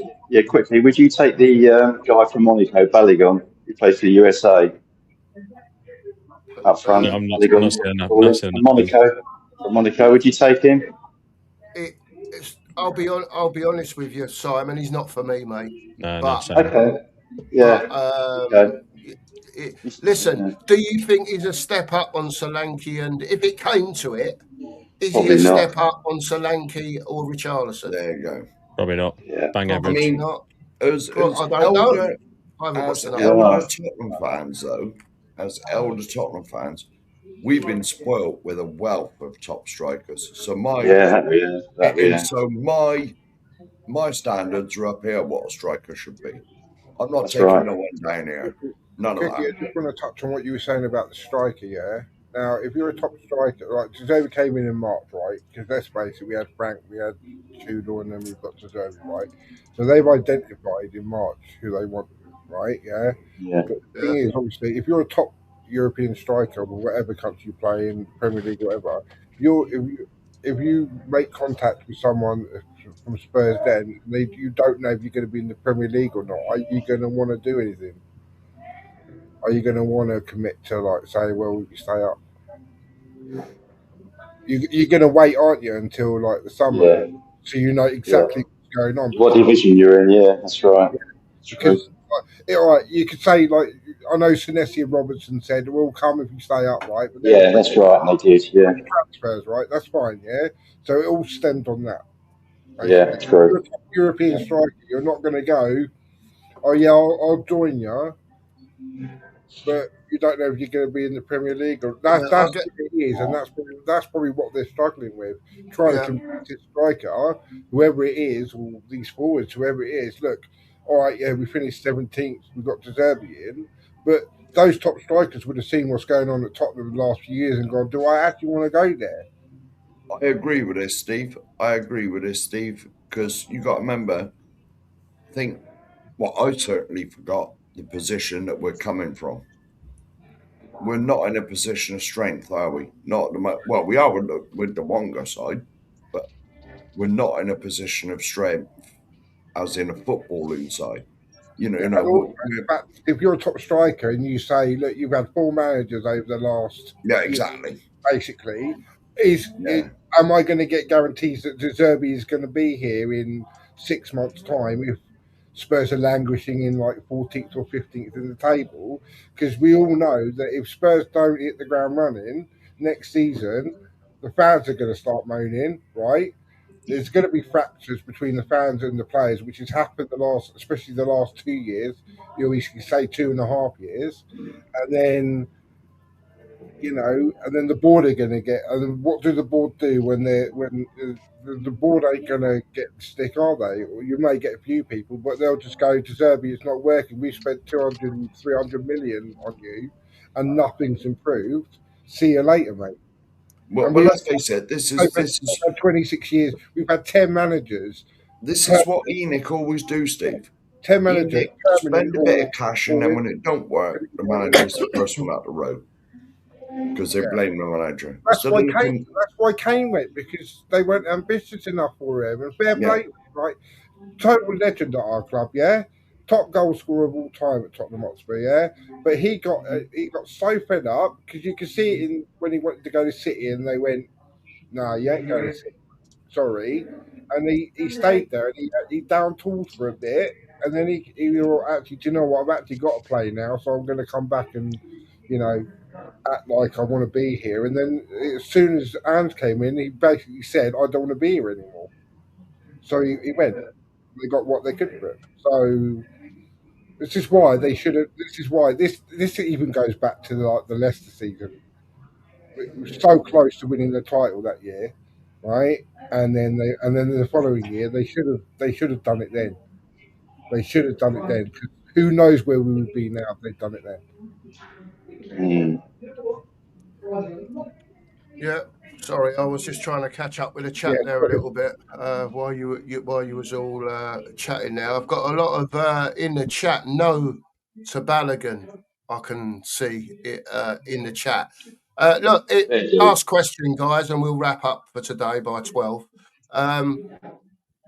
Where do you, just briefly from all of you, where do you see it going now with only a short time to the start of the season and a short time to the window? I say short time, 2.5 weeks and 3 weeks. To me, every day that goes past, it's going to be more and more difficult to achieve what they're trying to achieve, whatever that is, right? Is it going to be a case of no one comes in, or could it just be one comes in and it could be a winger with no striker, for argument's sake? I think we'll get two. I think we'll definitely get two. Gakpo will be one of them. We'll get two. Fair play, Simon. I think Gakpo. I think we'll get Gakpo, and Spence might go the other way, and it could be Savinho as the other one. They're the likely two, really, are they? Gakpo and Savinho. They should pull a rabbit out of the hat with Osman. Yeah, it'd be nice. I don't know if they can do that or not. But I think it's good. I think it's Gakpo and Savinho. They're likely to. Yeah. That'll be it. That'll be it. Fair play. Anyone else want to pipe in there? Yeah, I'll go. Yeah, I just think I don't want any old player coming in. I don't want anyone to come in just to fill the hole. It's got to be the right player, fit what De Zerbi wants, how he wants to play. They've got to be quality, haven't they? They've got to be players that are going to, score goals, assists, more consistent than the players that we have there. I know it sounds simple, but they've got to get them in. I do worry if we're going to get two of them. I've got to be honest here because it's looking such a struggle. There's so many signs that the club are pointing towards Solanke starting, Richarlison starting. So, yeah, maybe it will just be one more. If they can get another deal over the line, they will. But again, it's so important that they bring in the right player to fit the system. I don't think it's going to be a fast start. I think it's going to be a slow start. I do. I'm not. I think it's going to be a season where maybe we'll build into come November, December time, because the players. There's so many new players. It's going to take time to click. We haven't got the forwards in. I think the football will be better. Of course, it will be. But a lot of work to do still. 3 pre-season games to go. The players coming back from the World Cup, not yet. We haven't seen De Zerbi's best side. Hopefully we'll see it just before the season. Get the team getting together, building a bit of cohesion. Guys, we'll be waiting for these forward players. But again, nobody knows. Is it Gakpo? Is it Savinho? God knows. Nusa, Neto, I don't know. I just think, that whoever we bring in, they've got to be so much better than what we got. And if they're not, if we can't get them, then maybe we need to look at a loan, possibly, who can get goals and assists. possibly we need to. Yeah, the club have got to work hard at it to get this this team ready, the best possible condition for the start of the season, and give us the best chance next season. We need goals, we need assists. It's as simple as that. And yeah, the club have got to get it right. And if they don't get it right in this window, there's going to be questions, right? Isn't there, with this new ENIC 2.0? There'll The be drum is questions still over there, asked. Dan. I've Yeah, still there will got the be drum. asked. I'm ready to start banging it. Yeah, but I mean, as I said, with the building this squad and building a team, it's going to take multiple windows to get right. We need backup in many areas. There's so many question marks still. It's not all gonna be perfect, right? It's going to take some time. We've got to give De Zerbi a bit of time. We've got to be a bit of patience. I know none of us are patient anymore, but look, I think the football will be better on the eye. I think the football will be a lot better. I think we'll start winning at home again. I think, well, getting behind something. What we want to see on the pitch is something going in the right direction, right? Forward direction, playing better football, something coming together. We're gonna lose games. It's not going to be straightforward. We're going to get frustrated.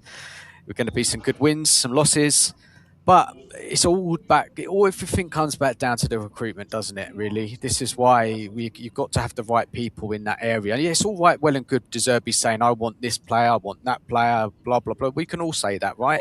Any manager coming in, I want this one, they want that one. But then it goes to that recruitment team, and that's their job. It's so crucial that you have the right people in place to go and find the right fit for the team and deliver it and get it over the line. And at this stage, we haven't done it yet. So there's a bit to prove. Yeah. So that's where I'm at. If this recruitment team, sorry, mate, go on. So I was just going to say, Simon, it looks like you're going off your I'm break, going. mate. Anything you want to say before I'm you off. jump? Yeah. No. Like I said, just have to be patient.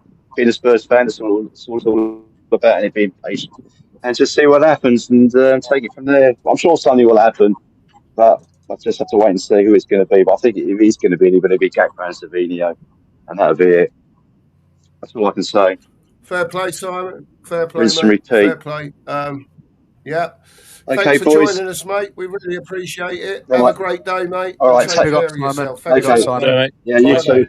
Bye, Yeah, mate. take care, boys. All the Bye, best. Bye. Bye. Cookie, Take I'm going care. to shoot Bye. as well. I'm going to shoot as well, Yeah. Cookie. I've got to Right, go. What I want to say, people in the chat, please smash the like button. Please subscribe to the channel. Big up to everybody in the chat. Big up to everyone on the panel. Cookie, Sheriff, Big up, take care of Dan. yourselves, and And you, mate. I'll speak to you guys soon. See ya. Take care. Yeah, Big you up, will, Dan. Dan. I'll speak to you soon, mate. Thank you for your time, mate. Cheers. Take Thank care. you. Bye bye. Bye-bye. And we'll want, make sure... Go on, Steve. Sorry, mate. You go first, mate, and then I'll talk. Sorry. No, it's all right. Go on. All I was going to say was we'll make sure we shout everyone out before we go. Yeah, go on. Go on, Steve. I just want, like, with the Savinho deal, right? It's been going on for a long time, over a year, right? Just say to City, we're going to give you 48 hours to decide and we're going to do this, and this is what we're offering. If we don't accept it, we'll move on. Do you know what I mean? Because it's just taking. This is my worry. Savinho deal's taking a bit of time to get done. That's what I'm saying. So, and is it stopping us from having other targets and stuff? That's all. Yeah. I know what you're saying, mate. Like what everyone said, we're only talking about it. The club's going to do the buying at the end of the day, and then we'll slag this one off, or slag that one off, or big this one up, or big that one. You know how it works, Steve. It is what it is, mate. We can only talk about it, mate, and the club will do what they'll do, and it'll be what it'll be, as they say. What do you guys think? Though? Do you really, realistically, right? Right. Let's put aside the last 26 years, right? Okay. Never. No, Never. I know you. No, yeah, I know the history and I know what Spurs do and all this. Realistically, do you think we will get 2 forwards in before the end of the window? Nope. One. Yep. Who will that be? Who will that be? I think we may get 2, but it'll be a panic situation, like we'll overpay, like a Kolo Muani or someone, Timo Werner, like that right at the end. It'll be panic stations like it normally is. Yeah, definitely. I'm definitely going to be looking at the forwards that are on loan or available to loan from clubs when I finish this stream very shortly. Listen, we can talk about all that. It's another day tomorrow, isn't it? And we'll crack on and carry on talking about it. Listen, I think Mia's live. I think Sava's going live. For anyone that's here, go over I think and Mia's support. going to be finishing in the next. Mia normally goes to about 12, don't she? Yeah, I don't know. I'm just saying, for whoever wants to go over there, mate, go and I've support who already you want to set a support. redirect up, mate, but I sent it to Sava because I thought we sort of. Okay, all right. Well, that's fine. That's fine. Yeah, that's Mia's fine, spot. man. I do apologise Yeah, to Mia yeah. for going on all morning. Listen, it is what it is. If we've got stuff to talk about, we're going to talk about it, haven't we? Yeah. So Yeah. we'll always do our best if we can direct to people that have got shows after us. We Yeah. do, you know. But it is what it is. Is there any comments? Sully says RDZ rebuild is only at 60%. These are the two that I believe that will come, but that's just my opinion. Again, I'm just going to we'll bring see. this one up and say I ignored that one. Yeah, I ignored that. Yeah, I know what we're saying here. Oh, cheers, Pete. We appreciate it, mate. Thank you very much.